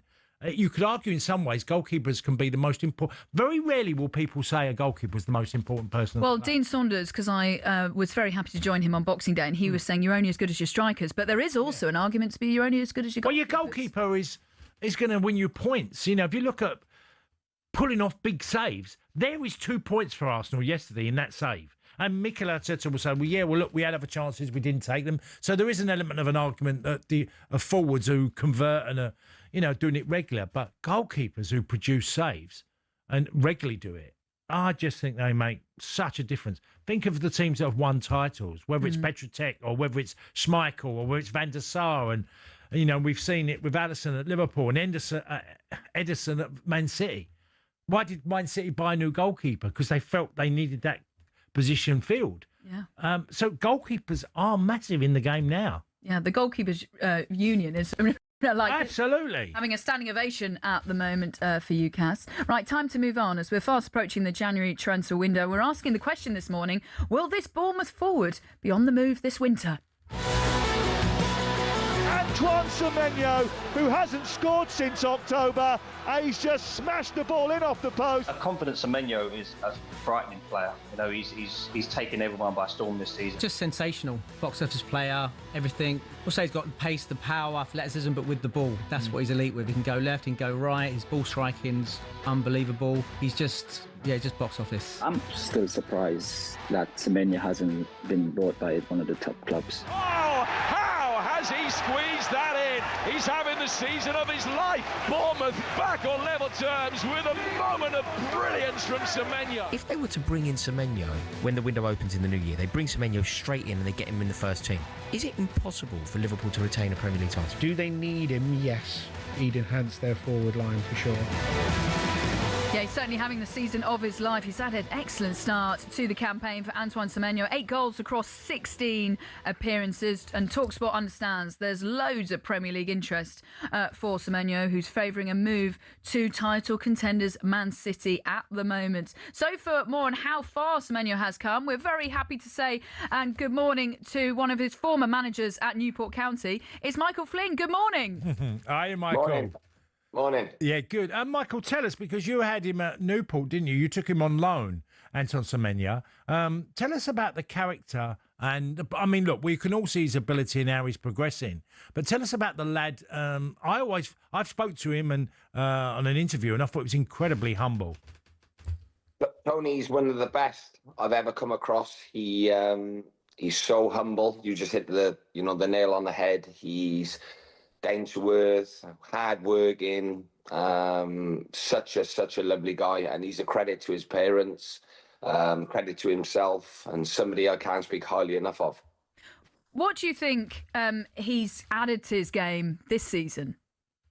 Well, he can go either way. He's right foot, left foot. What I've noticed is how much he's developed physically. He's a big, strong unit. I think he's got even bigger. So I think he's been working off the pitch in terms of that. First game of the season, Liverpool away, he scores that wonder goal, and you just knew, he's going to kick on, and for me, probably Man City, I think he'll end up at. But he's some player, he's some lad, and I can't speak highly enough of him. Yeah, I watched him at Crystal Palace, Michael, and I came away thinking he's so good at defending set pieces. All his attacking play, like you said, right foot, left foot, his hold-up play, but the amount of flick-ons he won for the team going forward, and also defensively, headers. And I thought, you've got the complete winger here because he's doing everything. Tony, I think we've got to give Wayne Hatswell some credit for that, because he worked with him on the set plays very rigorously. So. So got to give Wayne a mention there. But honestly, Antoine, anything you asked of him, he would do. He would question if he didn't know what to do. He was honestly, he's a dream. Him and Ben White, what a dream. Could you ever envisage him being linked with top 6 sides in the Premier League? Man City, for example. Did you always think he could go on to the heights that he's hitting? Well, I'll be 100% honest with you. I'm not sure that he was going to be one of the best players in the Premier League, but I knew that he would go to the top. And when we had him at Newport, Chelsea actually came in for him, Tony's old club. And I think the bid got turned down. But honestly, we played against Leicester in the FA Cup, and he was unbelievable. We knocked him out of the FA Cup, and, Antoine was unplayable. He was honestly, I think it was Danny Simpson, the right back, and Danny's had an unbelievable career, and Antoine was the best player on the pitch. See, Michael, you obviously do a lot of loans as a manager, and when you're seeing players come from big clubs or clubs that they're dropping down, or they feel like they can come there and drop down, then they realise quite quickly, hold it a minute, this is a difficult level. There's a lot of stuff that goes on League One, League Two that you're going to have to learn pretty quick and fast. Otherwise, you'll sink in this environment. Yeah, well, and the ones who actually come and say, right, I'm coming here to get a better move, to get a loan move to a League One or a Championship. The ones who do that and get their heads down are the ones that will go on and have the best careers. There's ones who have taken on loan, obviously never mentioned names, but they've thought they were bigger than what they are, and I don't think they're even in the game now. So, it's all down to the attitude. And Antoine at Bristol City, and I always say Ben White as well. Ben White's attitude, unbelievable. Those two stand out. You've got the likes of Scott Twine, who's doing well as, doing well now. So it's those ones with the attitude, the right mentality have gone on and had the best careers. It seems as though his preference is to go to Man City. Is that the perfect choice for him as opposed to a Spurs or a Man United, for example? Well, what I think is Man City. He's got the best two coaches, best manager and the best coach that I've come across. Pep Linders and Pep Guardiola are up there with, they are the best. We can have a discussion on that later, but they're the best. They're the best. I'm a Liverpool fan. Everybody knows that. And, with Arne Slot, would he fit in? But for me, I know that Manchester City would do him the best. And, if it's not Arsenal, it's got to be Arsenal or Man City for Antoine. If I was his agent and, his guardian, I'd be telling him one or the other. Just one on Liverpool before we let you go. What did you make of their performance yesterday against Wolves and their overall performance this season so far? Nervous. I thought they were very nervous. I only caught the last 15 minutes.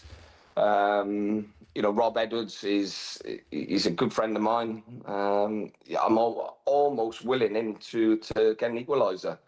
And, we just can't defend. Liverpool can't defend. That's the problem this season. Yeah, it's there in black and white. Like you just said, conceded 26 goals, in 18 games. That's the champions conceded, and that's, over double what Arsenal concede. Yeah, and totally, look at it last week or the week before against Spurs. It was, 10 men. Well, I know it ended up 9 men, but they were hanging on. It was just not filling with confidence. And I love Liverpool. Liverpool and Arne Slot is doing an amazing job, and the players they brought in. But there's been a lot of, adversary with Jota dying and everything like that. It was so sad, and I think it really has affected them. Yeah.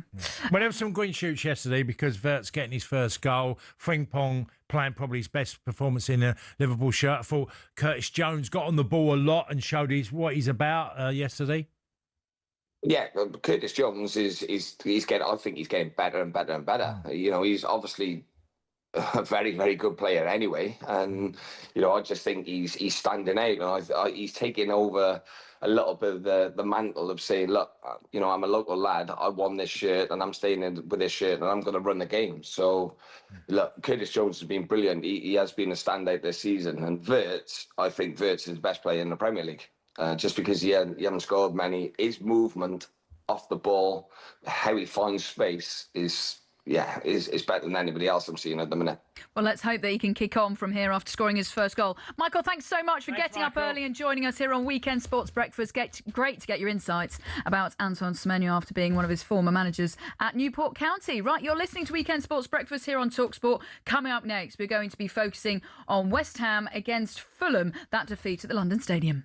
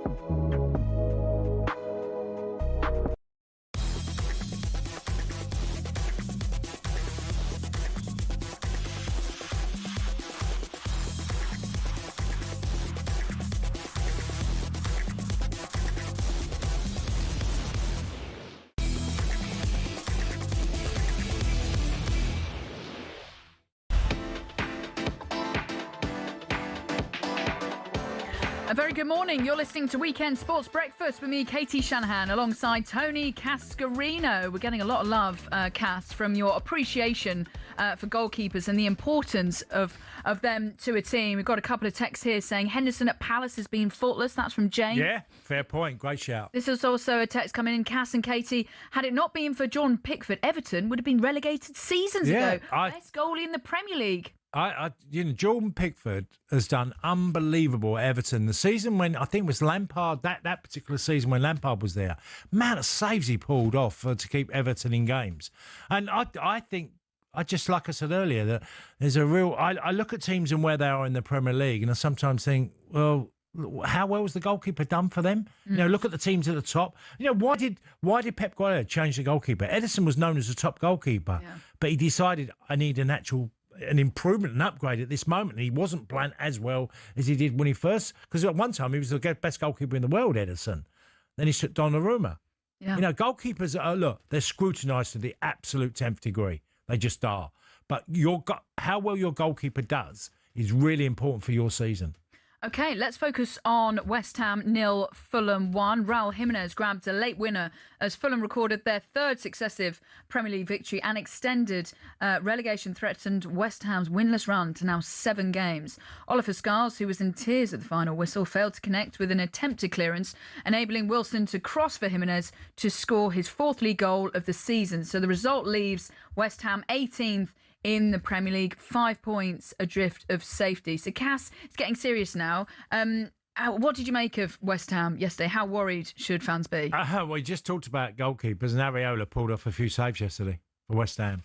I think they should be really seriously worried now, because if they lose Jarrod Bowen, if he goes out with injury, or if he has an indifferent period of not scoring, West Ham are doomed, because he's their most important player. He was the best player yesterday as well. Yeah, and look, but he's got a lot of hunger and desire. Paquetá drives me crazy, because when he was Man City were after him, and big clubs had all this interest in him, and I think he plays out on the right in the first half yesterday, and you just think he's on the fringe of the game, and someone so gifted, he can change a game in a moment.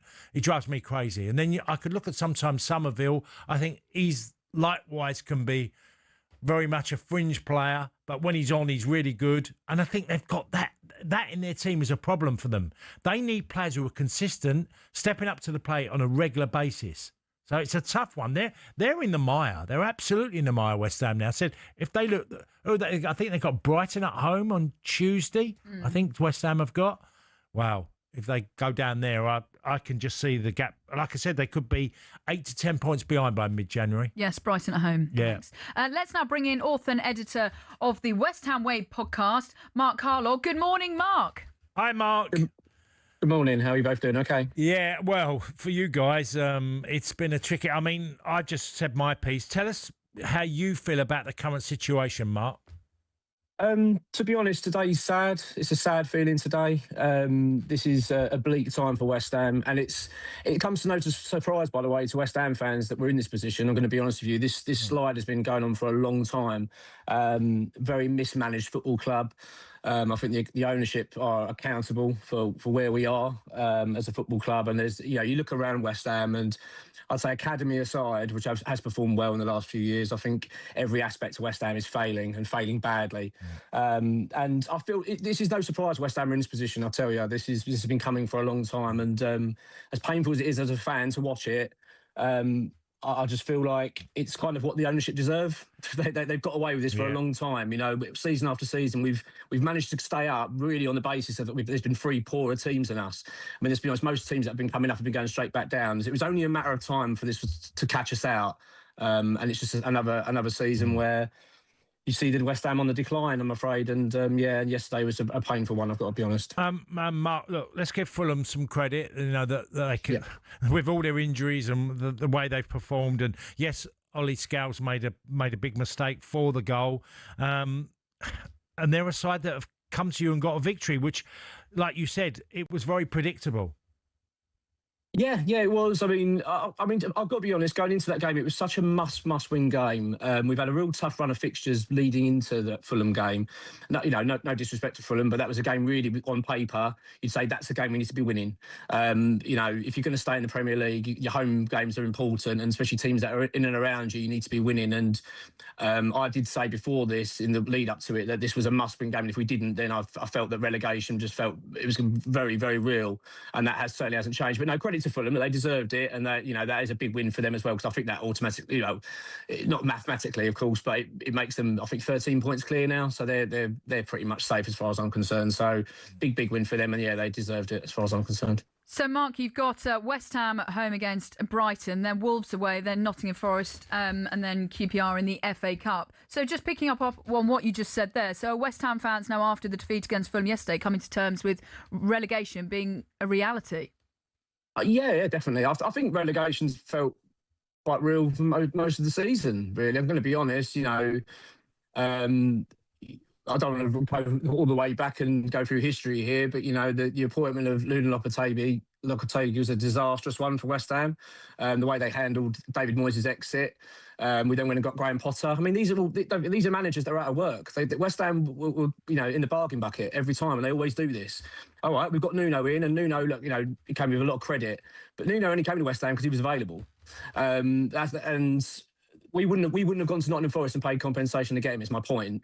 But yeah, go back to your point in terms of the games coming up. So these are massive games for West Ham. But watching that Fulham game yesterday, that felt like a team going down. That was like watching a team getting relegated to me. And it's gonna take a miracle now for West Ham to stay in the Premier League. It's for us now to turn around this form that we're in. It's very, very hard to see. And even I try to be optimistic as much as I can. People that know me, I do try to lean on optimism. And I'm really struggling now. And just like Tony was saying before, I think West Ham are going to be cut adrift soon. I think if by mid-January, like you say, I think we could be out of this. The only thing that's going to keep us up now is to win the next back-to-back Premier League games and have a very good January transfer window, and I'm not confident of either, to be honest. What do you need in January then? Well, we need a new striker. We've just Nicholas Fulkrug's off to AC Milan, so that's a given. But West Ham and strikers are not a good mix. I think it's abysmal, really, how our recruitment has been since Sullivan's been at the club, really, in terms of our recruitment for strikers. Very, very poor. We need a new centre back. I think our defence is fragile. I think we need a new winger. Look, we can survive. I know it's not impossible, but it feels like it's going to take a miracle now. And watching that game yesterday, it felt like a team going down. It didn't feel like we've been fighting. There wasn't a lot of fight out there, a lot of heart. It was very painful to watch. Oh dear, Mark. Well, have a happy new year. Okay. Hopefully things have changed for you. Yeah, hopefully things pick up a little bit. It wasn't too long ago that they won a trophy under David Moyes, so things can turn around. Yeah, but Mark's made a lot of good points. There's a lot of concerns. If you're a fan and you're going week in, week out, and you're witnessing some of the things that, like, lack of desire in the team. Well, it was the body language and it was the belief. The heads have gone, especially the way that they conceded that goal. Then Raul Jimenez nicking, the goal again to get back-to-back goals for him. Credit to Fulham, though, yeah, absolutely, as well. But West Ham fans, we'd like to hear from you this morning. Do you agree with what Mark said? 0371 722 3344. Is there any confidence that you can avoid relegation? There's still plenty of matches left to go in the league. Do you back the club to get the right players in January to save the season? The number to call 0371 722 3344. Right, this is Weekend Sports Breakfast with Katie and Cass here on talkSPORT. 2 more games to come in the Premier League, and we'll be building up to today's Premier League action next.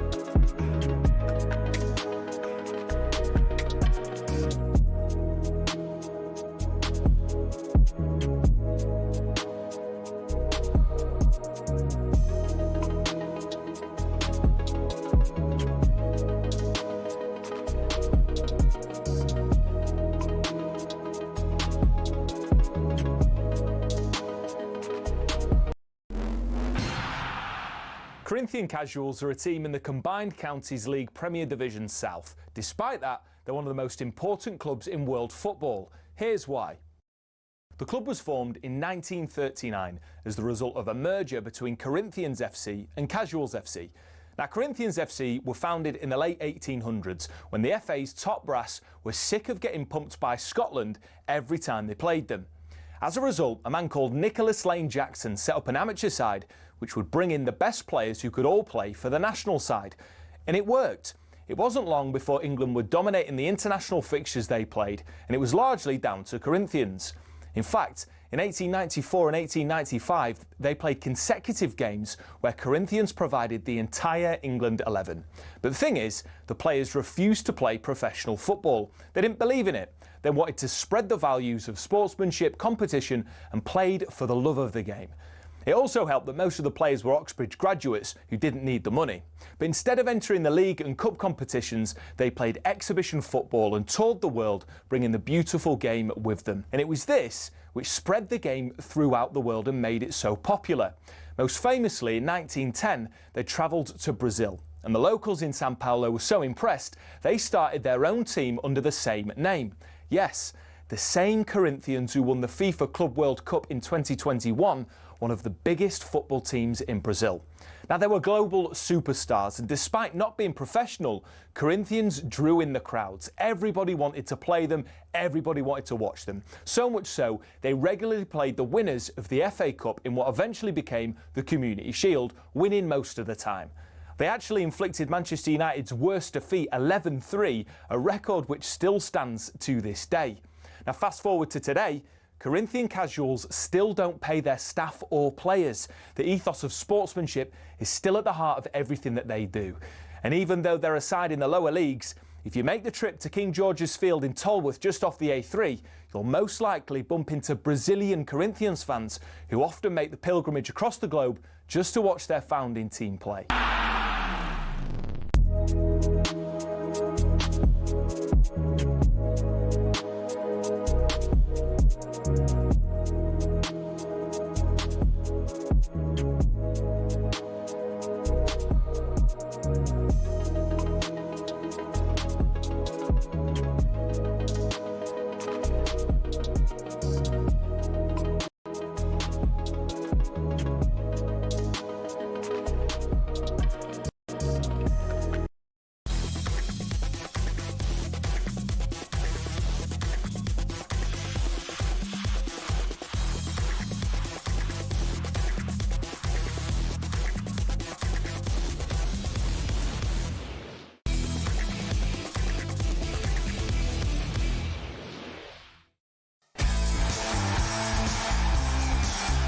Good morning, this is Weekend Sports Breakfast live on YouTube or on your smart TV and of course on your radio too. I'm Katie Shanahan alongside the former Millwall and Chelsea striker Tony Cascarino. Good morning. It's now 11 wins in a row for Aston Villa after an impressive 2-1 victory over Chelsea today. It's going to be 11 in a row in all competitions, 12 from the last 13 in the Premier League, and you can put Villa down as title challengers. Yep, their best run in 111 years has firmly put Aston Villa in the title race. Crystal Palace host Spurs at Selhurst Park. Palace manager Oliver Glasner says he's pleased with the progress his side has made this year. I don't know how often Crystal Palace has been in these areas of the table, so I think they are doing well. They show it, they prove it. Is Oliver Glasner contender for Manager of the Year? We'll get Kaz's thoughts on that in the highly prestigious Tony Awards coming up later in the show. And Leeds take on Sunderland at the Stadium of Light. Leeds manager Daniel Farke hopes his side can build on their impressive form. Good times for everyone who is involved here for Leeds United, and we know that we are in a good shape and have delivered really some impressive performance, and 8 points out of the last 4 difficult games is a really good outcome. And we'd love to hear from you this morning. You can text me 81089 or you can give us a call 03717 223344. This is Weekend Sports Breakfast here on talkSPORT.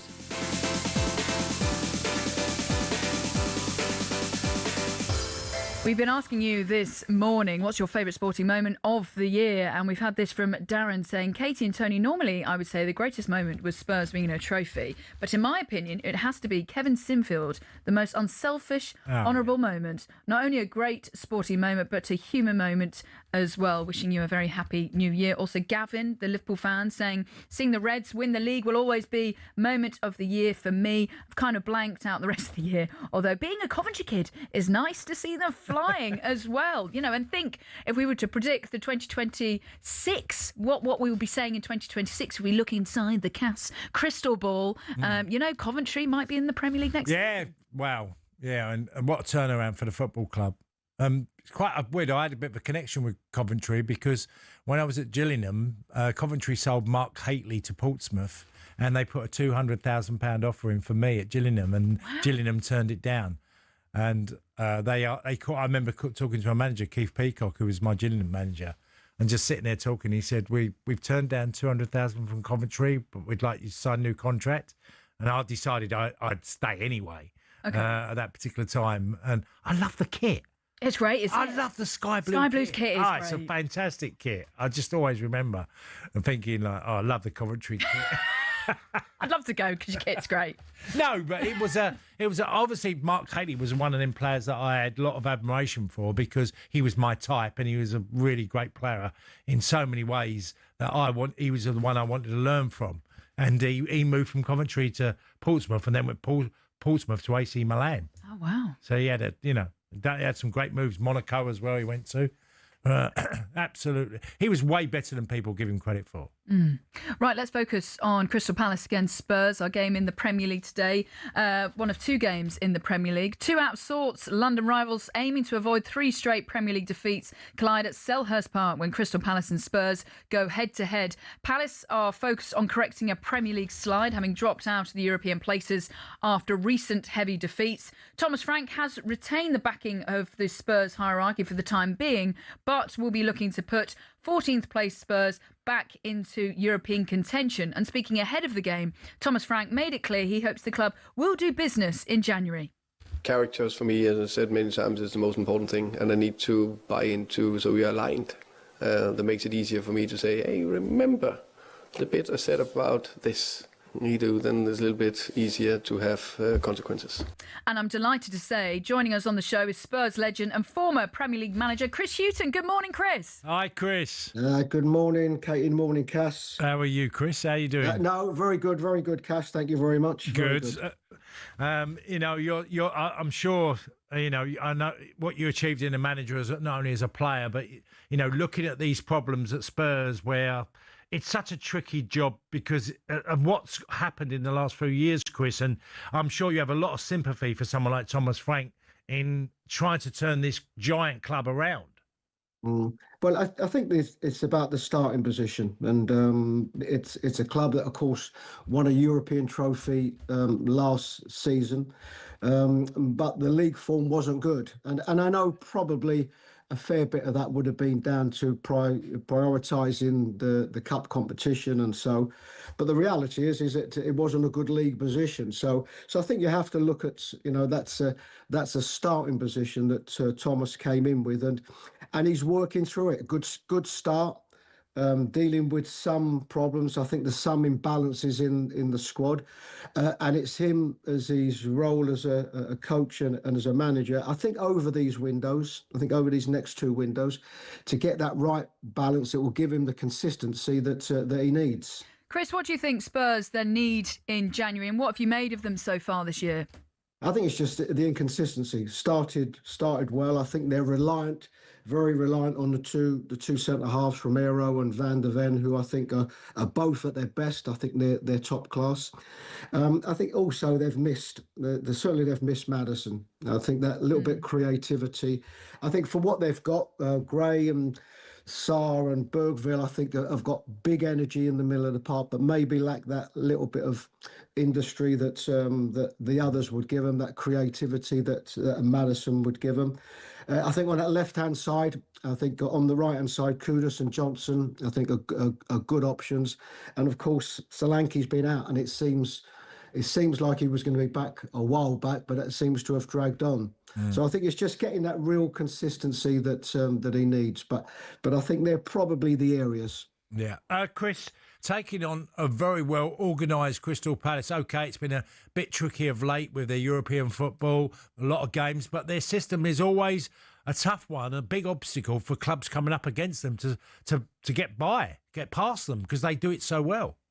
Well, they do it so well, and it's ironic that a lot of the talk this season has been about Manchester United and a way of playing and a system that they play, whereas as Crystal Palace have done it so well this season, and I think what that system has given them. If you look at the team that they've got some players that have really excelled, I think, in that system. They all know their jobs really well. There'll be a few misses. I think they are reliant on Mateta up top. They'll miss Sarr. And of course, Wharton has been a revelation from this season. So, and particularly there, as you know, Cass, it's a very, very difficult place to go and play. Yeah. Particularly this time of the year, and they're going well, and it will be rocking. It's a London derby, and it will be rocking. Chris, we've also been speaking about Antoine Semenyo, who's been in the headlines a lot recently, and we've been speaking to his former manager, Michael Flynn, at Newport. You also managed Semenyo with the Ghana national team. How big a player was he for that team? Well, probably going back before that. I know him very well. In my roles here, I watched him a lot at Bristol City. I think what you have got to do, you've got to give Bournemouth and their management and the coaching huge credit. This was a lad that predominantly is a centre forward. But always used to like to run the channels, but a centre forward. And in his time at Brighton, in effect, they've converted him to a wide player. I think he's had an excellent season. I mean, probably the qualities that he has got for somebody that's of his size and stature. He's an incredibly good athlete. Somebody that's prepared to also, a manager's dream really, is prepared to run back as hard as he is to run forward. So no, I think he's really, really developed. Of course, everybody's speaking about potential options that the teams will have, or he will have, but I would put him in that same bracket as Eze and Bomo that went for a similar type price. And I think he'll grace any of the top clubs, either as a main star or as an integral part of their squad. Chris, do you think he could revert back to being a centre forward? Because, like you said, predominantly being one and then going out wide, and because he comes in off, he can basically go either side, right or left, can't he? Yeah, but I would say, Tony, the answer to that one is yes, as an option. But I think what I've seen in this last bit of period is that for the strengths that he has, it's very much aligned to a real quality wide player. And we know, Cass, at this moment, a wide player is not like a wide player of the past. That's just going to hug that touch line and whatever. I think it's in whatever 4-3-3s you're going to play narrow. So he is going to make them forward and central positions as well. But I think at the moment we're seeing the best of him. I think from them wide areas and making the most of the flexibility that you can have in them wide areas. Chris, what are you up to now? What are you doing? You still you obviously done so many different jobs. Yeah, well, I'm keeping busy. I actually saw Semenyo yesterday. I was at Brentford, Bournemouth yesterday. Excellent game to watch. Two really exciting teams. No, I keep busy, Cass. I mean, my last role was with the Ghana national team up until last year. I managed to keep busy still in the game. Still got a lot of enthusiasm and still find it very difficult to keep still. So I keep busy, Cass, and we'll see what happens. Yeah. Chris, well, great to have you on the programme this morning. Thanks so much for getting up early and joining us and giving all those insights ahead of that game, Crystal Palace against Spurs in the Premier League, and also insights about Antoine Semenyo. Where will he be going next? Seems like Man City are the favourites at the moment. Right, coming up next, we're going to be getting the latest odds from Coral, and we'll tell you when is the perfect time to take down your Christmas tree. I mean, it was only Boxing Day 2 days ago. This is Weekend Sports Breakfast with Katie and Cass here on talkSPORT. A very good morning.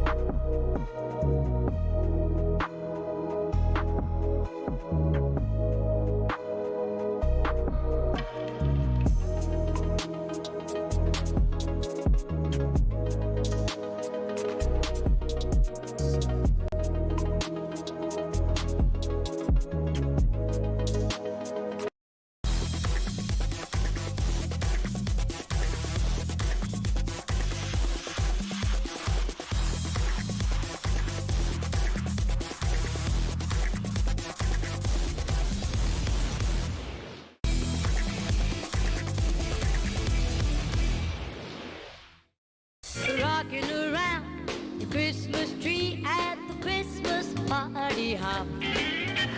A very good morning. You're listening to Weekend Sports Breakfast with me, Katie Shanahan, alongside former Chelsea and Celtic striker Tony Cascarino. We're keeping it festive, but why are we playing this song? It's our last show of the year, would you believe? And there's an interesting story in the papers about when to take down your Christmas tree. A Christmas tree salesman has said rushing to take your decorations down before or after the traditional festive season can be considered bad luck. So Friday the 5th of January is a great date to choose. Is your Christmas tree still in your house? Yes. Yeah, same. Yeah, I'm going to try and keep it as down long yet. as possible. No, you got to go into the new year. Yeah. You got. Have you got a real or a fake one? Fake. So like myself. I've been fake about you, Cass. No, but I've gone for the first year fake Christmas tree. Yeah. And actually, it's brilliant. It's easier. It's easier, and it doesn't. You know, when you go with the real one, when it comes to the end of the year, it looks very brown and very sad. Yeah, and very messy. Yeah. Whereas with the fake one, it's happy. Yeah, no, I've done a bit, probably like you. I've had fake trees and then gone down the road of a real one. Yeah. If you get a really nice fake tree, I mean, that's you sort of for the rest of your life. Yeah. It's weird plugging in those branches, though. Yeah.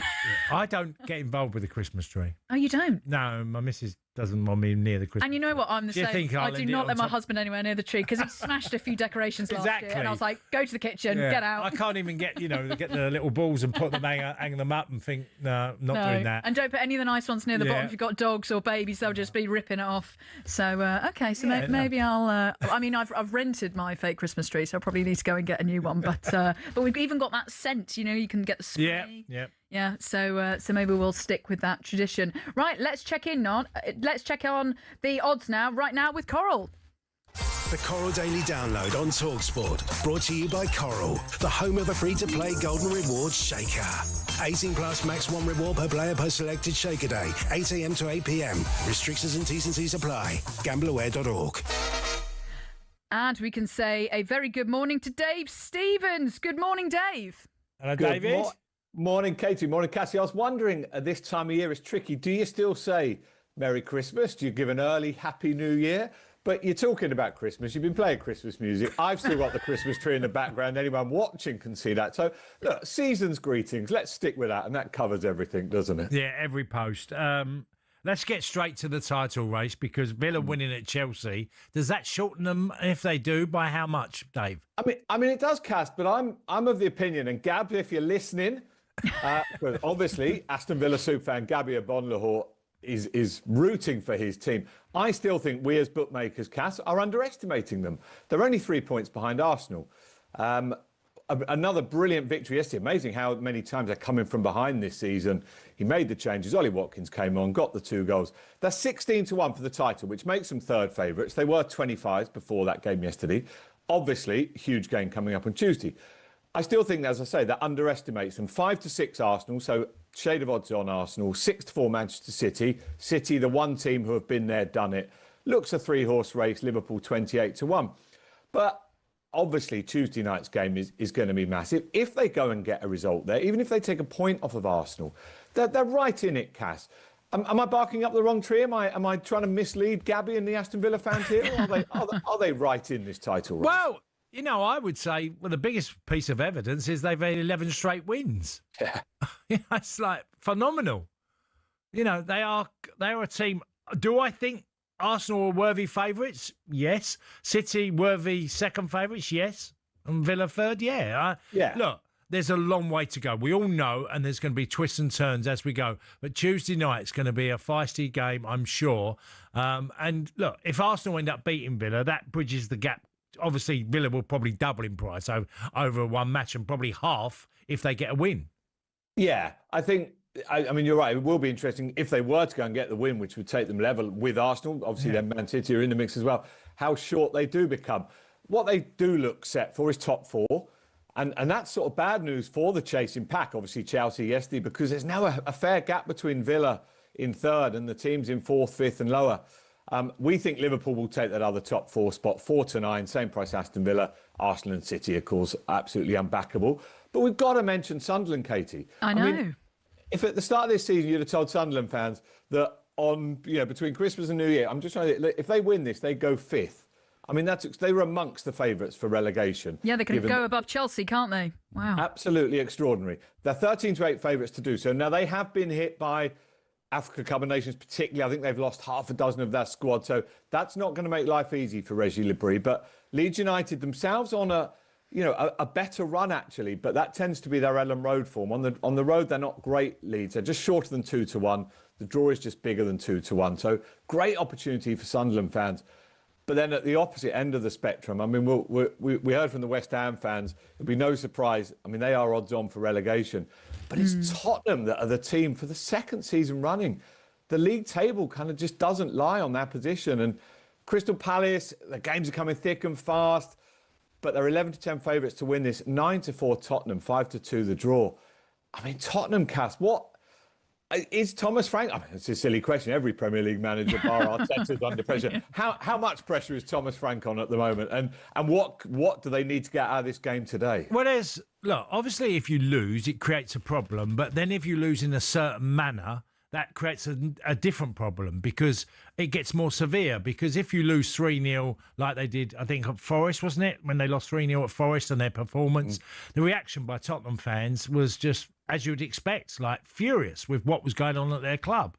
And it's a bit like where West Ham now are in relegation. You know, you can lose to a degree, you get away with it for a little while, but then if you start getting ripped apart and fans see we're destined to go down, you know, obviously then the pressure heaps on the manager. Manager, I laugh because management's nearly impossible. It's nearly impossible. People say to me, why didn't you ever want to have a go? And I went, well, apart from the money, and yes, you get rewarded, I said, most of them I know are unhappy. They're all miserable kids. Well, and that's the point. Rightly so. Those of us watching you now, they're in your hoodie, looking about 18. I mean, that's it. You know, Yeah, he's dressed up for me today, Dave. He really has. He's put a clean hoodie on, hasn't he? I think we have to say that. So have you, Dave, actually. Aren't you wearing a grey hoodie? No, I've got my Christmas jumper on. Oh, sorry, we can't see that though. Yeah. On to the racing, Leopardstown. What are the odds for that today? Yeah, listen, I've been lucky enough the last 2 days. I was at Kempton on Boxing Day, which was just fantastic. Harry Redknapp winning. Oh, that was amazing, wasn't it? Do you know what? It was, and it's worth repeating. It gets racing off the racing pages, not even on the back pages. It gets racing onto the front pages. Harry is so enthusiastic. He's a Portsmouth legend anyway, so I was first to congratulate him. I got a lot of stick from my friends for that, jumping all over him. And then yesterday I was lucky enough to be down at Chepstow for the Welsh Grand National that we sponsor. Sean Bowen, the Welsh champion jockey, or a Welshman who is champion jockey, rode the winner of his nation's biggest race for the first time. We also sponsor Sean, so it was a brilliant day there. Today the action moves over to Dublin, or just south of Dublin at Leopardstown. Their big meeting continues. Gallopin de Champ, and I know the way you're thinking. The winners of the last 3 Cheltenham Gold Cups between them go head-to-head in the big Savills chase there. So that is one not to be missed. But it'll take a lot, as I say, to live up to the last 2 days. I'm sure Harry's head is still a little bit sore. And likewise, the people of Wales yesterday celebrating a brilliant win for Sean Bowen and Rebecca Curtis in the big race there. Dave, good to have you on the show this morning. I'm glad to see your Christmas tree is still up in the background. Yeah, we're hearing 5th of January is the time when you take it down, and keeping it nice and festive. Thanks so much, Dave. Enjoy the rest of your day. Cheers, David. Cheers, guys. That was a look at the latest odds with Coral 18+. BeGambleAware.org. Please gamble responsibly. The Coral Daily Download on talkSPORT. Brought to you by Coral, the home of a free-to-play Golden Rewards Shaker. 18+, max 1 reward per player per selected Shaker day. 8 a.m. to 8 p.m. Restrictions and T's and C's apply. GambleAware.org. Good morning. You're listening to Weekend Sports Breakfast with Katie and Cass here on talkSPORT. Up next, we're going to be chatting Leeds ahead of their trip to Sunderland next.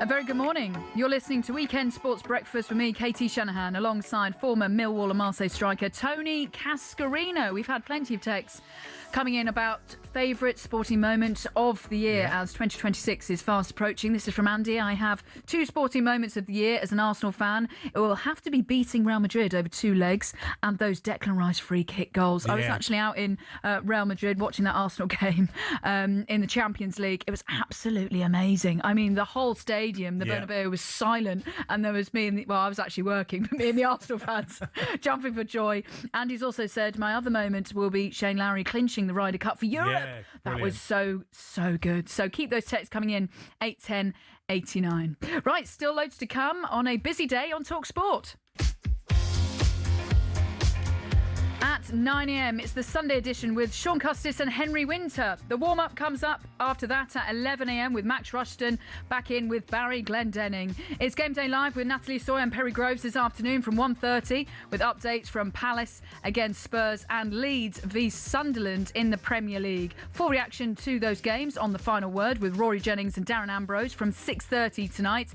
And Trans-Euro Express from 9:30 p.m. with the legend Danny Kelly. We'll take you all around the continent alongside the brilliant Andy Brassel. And of course, the best way to keep across all of the sport today is just to have talkSPORT bubbling away on in the background, or of course you can watch on the smart TV, YouTube, and keep it on your radio too. Okay, let's look ahead to one of the Premier League games tonight. Sunderland against Leeds. That's a 2 o'clock kickoff. Sunderland host Leeds at the Stadium of Light this afternoon. 2 very different stories, I suppose, heading into this one. The Black Cats have been impressive at home this season, unbeaten in the Premier League on their own patch and pushing up the table with European hopes still alive. Amazing, really. As for Leeds, meanwhile, they picked up form with an unbeaten run recently and are looking to build some breathing room between that and the relegation zone. They've really built some great form in terms of beating the likes of Chelsea at home, Liverpool 3-3 and Crystal Palace 4-1. And a win today could see them stretch that gap even further with the chance to go 8 points clear depending on other results. Ahead of the game, Leeds manager Daniel Farke hopes his side can build on their impressive form.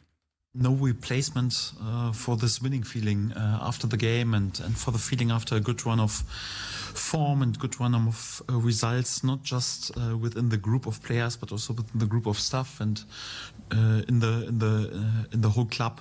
Of course, good times for everyone who is involved here.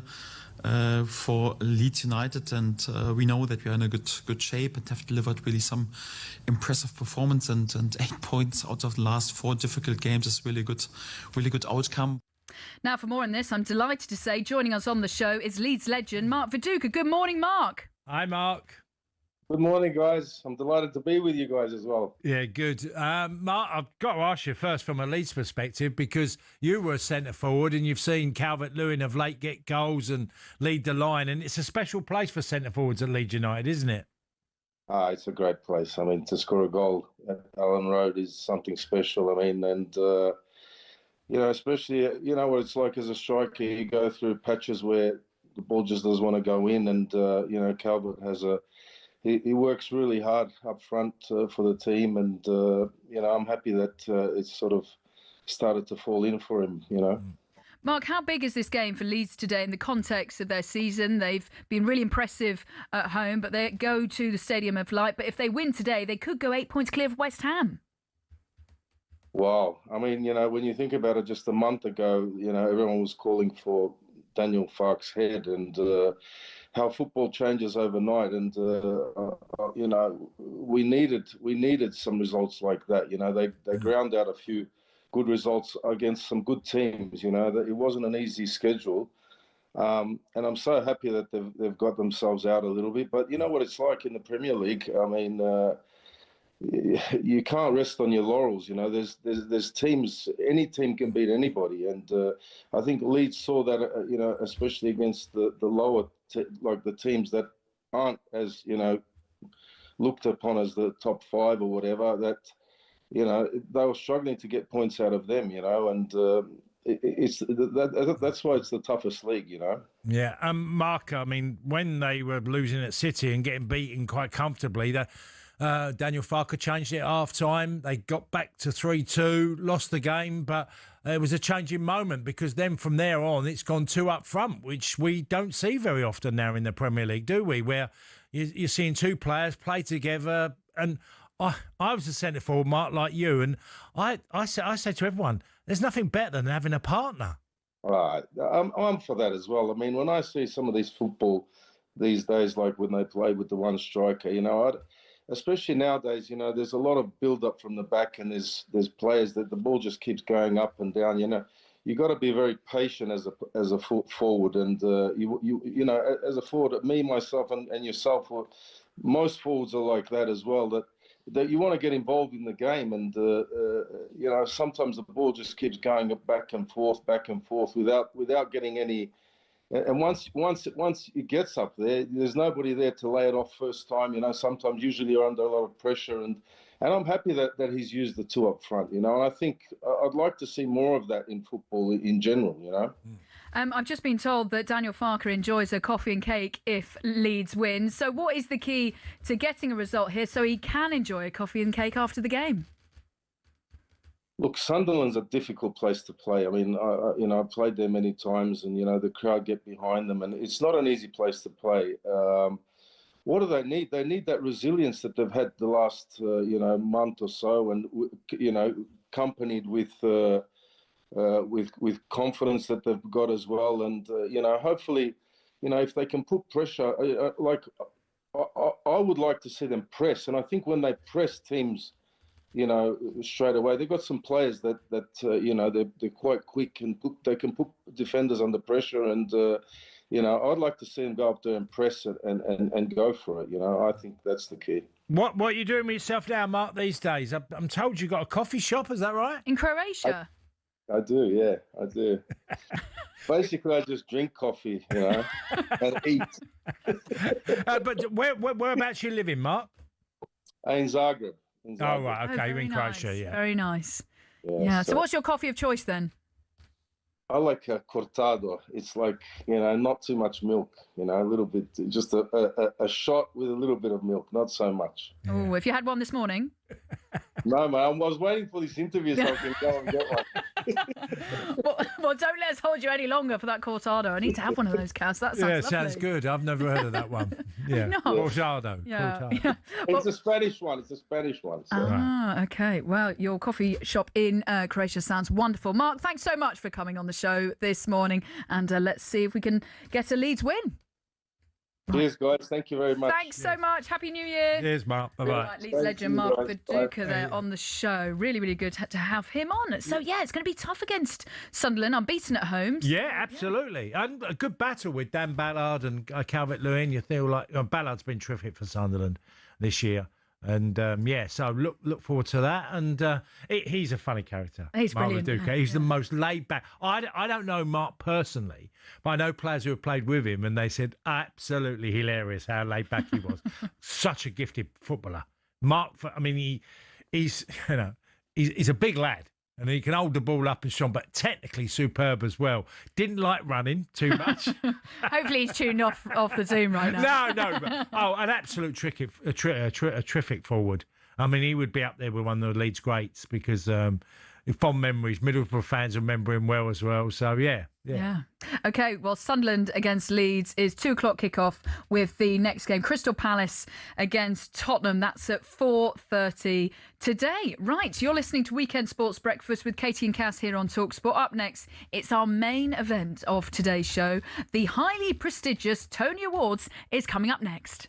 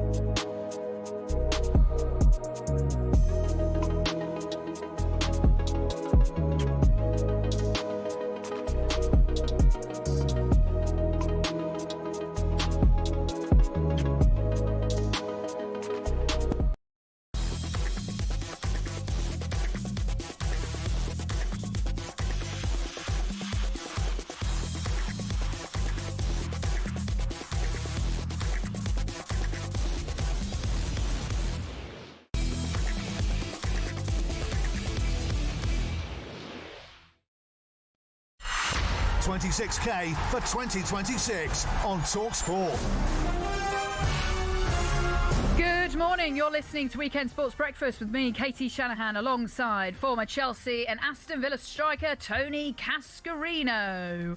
Right, talkSPORT is already looking ahead to a very exciting year 2026 will bring, and we're giving you the chance to win a massive £26,000. What better way to kick off 2026 than with some serious cash? Yep, 26 grand. It's our biggest New Year cash giveaway, and it could be yours. It's 26k for 2026. Here's how to enter. For your chance to win, text WIN to 83338. Text costs £2.50 plus your standard network rate, or call 0343 423 9761. 0343 423 9761. Lines close at 12 p.m. on the 9th of January 2026. That's when you'll need to answer your phone if it rings. UK residents only, 18 plus. This is a network promotion. Full T's and C's at talksport.com/win. So for your chance to win, text WIN to 83338 now, and a very good luck. Right, we still have some time left in the show for this. Welcome to the Tony Awards. This particular award is probably the greatest in the history of the universe. He wouldn't get Heroes Welcome. And you sort of think, why is that? Holding this, honestly, I am overwhelmed. He has every chance and opportunity of winning that. Thank you to the Academy for this. Thank you to the other nominees. He has been brilliant. To the Tony Committee for nominating me, and for the Tony voters for making sure that I got this marvelous prize. Love that.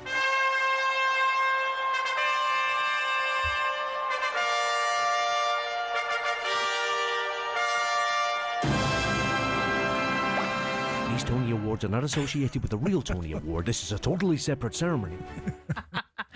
Very good. Boy, have we given that the build-up. That's right. It's that time of the year when we look back over the football calendar and hand out our sporting awards. So let's start with the most improved. Hang on. Did you enjoy that? I thought that was brilliant. Yeah, very good. Yeah. Okay. Funny. Okay, very funny. So let's start with the most improved player. And nominees are, so most improved, we've got number one. No, I've actually got some nominees. Oh, right, you're going to give me nominees? Yes, unless Can I choose ones? Yeah, well, this is what I did say to production. You might just have one for each of these, but I thought I'd help you out. Right. Let's go. I'm being told. Let's go through the nominees. Do what we're told. So number one, Jean-Philippe Mateta. Number two, Ryan Gravenberch. Number three, Dan Ballard. Or four, Moises Caicedo. Dan Ballard. And the answer is... Dan Ballard. Dan Ballard! I was like, wait, you've got to wait for the drum roll. Oh, right, okay. Sorry. Okay, I'll wait for the drum roll. Yeah, let's do this. Can I give a bit of reason why? Yeah, okay. Say Dan Ballard and reason why. Yeah. Okay, because Dan Ballard come up with Sunderland from the Championship and excelled, done brilliantly well. He's only 26, and I watched him from the start of the season. When I saw him at Stamford Bridge live, I thought he was absolutely sensational on the day. And his passing, by the way, is top dollar as well. It's not that he's just a 6'3", 6'4" centre half. His passing is really good. He keeps the ball for fun. He attacks things in the opposition's box. And I just think he's come on literally leaps and bounds since the lad I saw a good few years ago. I thought with your Chelsea hat you were going to go Moises Caicedo. No, he's been brilliant. But yeah, I'm going to go with the most improved because Caicedo was a terrific player 2 years ago. That's why Chelsea paid $100 million for him. Okay. So I think someone will try and buy Dan Ballard in the summer. Okay. Oh, right. Where do you think he would be a good fit? Oh, well, I'll take him at Liverpool.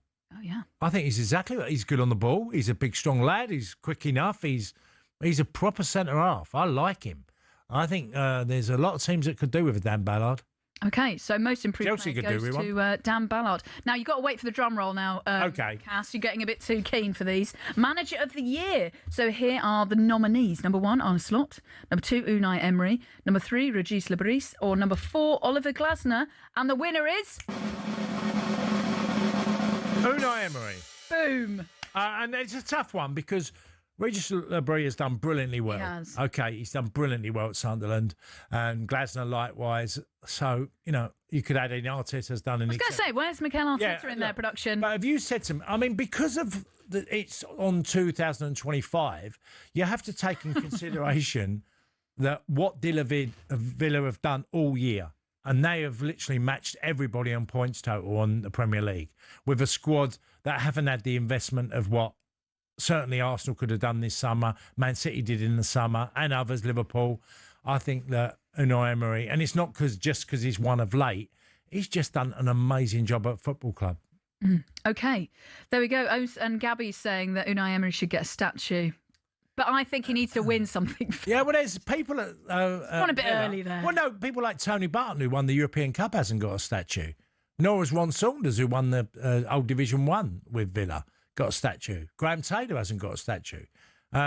If he did achieve something special, absolutely. But they have got actually, Villa don't do many statues. Okay. Not that I know of, because all the managers I think of, they don't seem to have...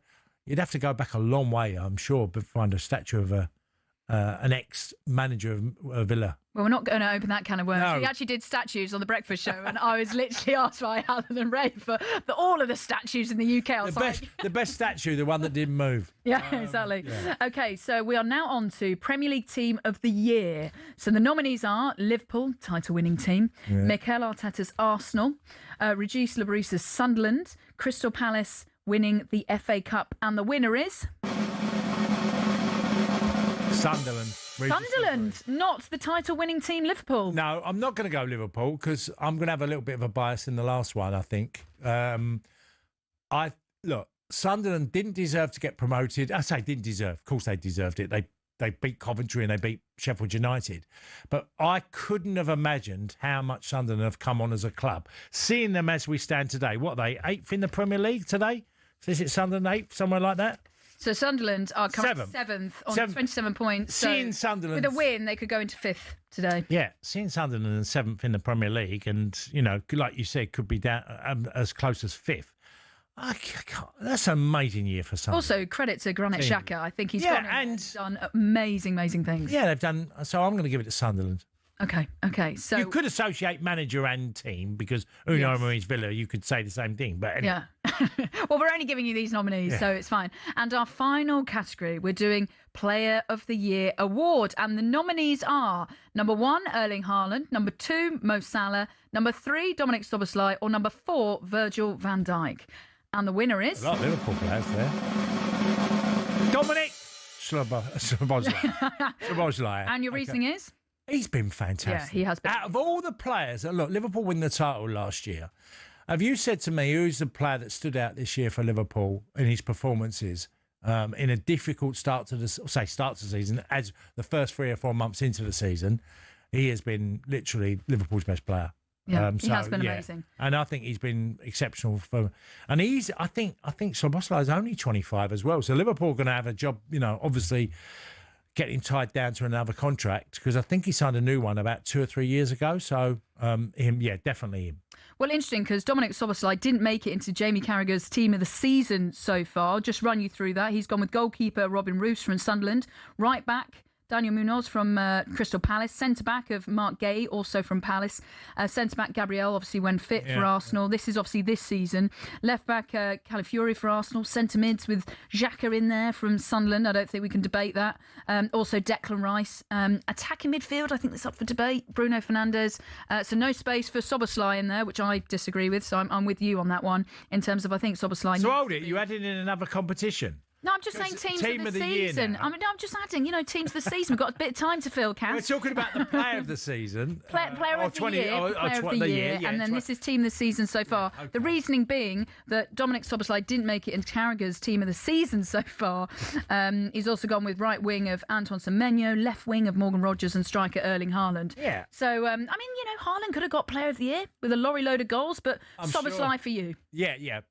Definitely in 2025 because that's what I'm being asked to judge on. No, not the team of the season, just 2025. And I think he deserves to be the player that I'm going to choose. There we go. If only we had a trophy, we could deliver it to him right now as part of the Tony Awards. Haaland could get it certainly for the next year. Yeah, he's going to be breaking more records, I'm sure. We've also been asking you this morning, what's your favourite sporting moment of the year? A lot of people have saying, the sporting moment has to go with Rory McIlroy, which was your one. My one was the Lionesses winning the Euros. Really special and honoured to be part of their journey throughout about Switzerland be their pitch time when Chloe Kelly scored the winning goal. We've also had here Arsenal beating Real Madrid over 2 legs. Declan Rice's free kick goals. You know, I wish he could just do that week in, week out. Yeah. And then Shane Lowry, clinching the Ryder Cup for you. I've got on my phone a friend of mine who went to the Ryder Cup. It's his son go, and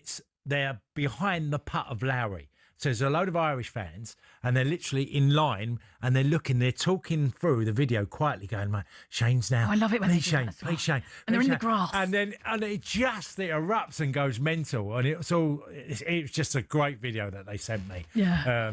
What a moment to be there. That's a moment you'd cherish, wouldn't you? Yeah, and I think this one wins it for me. This is from Darren, Katie and Cass. Normally I would say the greatest moment was Spurs winning a trophy, but in my opinion it has to be Kevin Sinfield, the most unselfish, honourable moment, not only for a great sporting moment but human moment as well. Wishing you a very happy. Wouldn't it be? I mean, look, sport. Obviously, he's an incredible candidate for many categories, but if you said Man of the Year, he would be absolutely for what he's done for charity. Oh, absolutely. For his friends and determination to do marathon after marathon and surely getting a knighthood. Absolutely. Yeah, that's a guarantee. But no, just given so much because of his love for a friend initially, but then when you get into something and you delve deep and you see the sadness around that affects other families, and then you just keep going and going. Yeah. Fair play to him. Yeah. Absolute brilliant. Right, that is it from us today. Hope you've enjoyed the Christmas period and have a very happy New Year. You've been listening to Weekend Sports Breakfast with me, Katie Shanahan and Tony Cascarino on talkSPORT. What are you up to for the rest of the day, Cass? I'll see a bit of football, but I'm probably going to have a nice breakfast. Oh, nice, yeah. And your organic porridge again. Yeah, and I don't know, I might be able to squeeze a bit of poker in today. Oh, lovely. Lovely. Well, whatever you're up to, wherever you're listening to us, have a great day. Up next is Sunday Edition with Sean Custis and Henry Winter.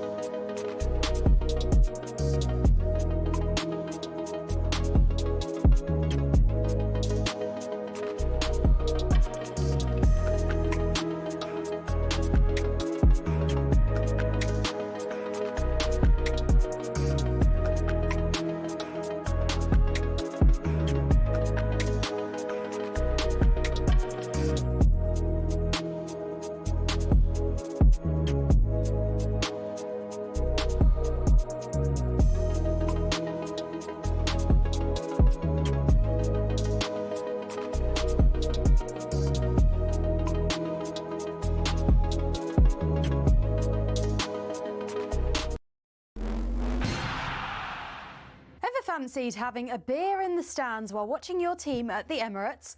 Well, this season you actually can, and not just there. You can do it at Anfield, Goodison Park, Stamford Bridge and Old Trafford too. But hold on, I hear you cry. Isn't drinking alcohol in the stands at Premier League games illegal? You're right, for the men's game it still is, but the Women's Super League is doing something different. And here's how we got there. Back in the 1980s, football had a serious image problem. The sport was plagued by violence, pitch invasions and beer-fuelled chaos. From fan riots at the 1980 Scottish Cup final to the Heysel disaster years later, things were unsafe and the consequences were disastrous. Then in 1985, Margaret Thatcher's government stepped in. They introduced the Sporting Events Control of Alcohol Act,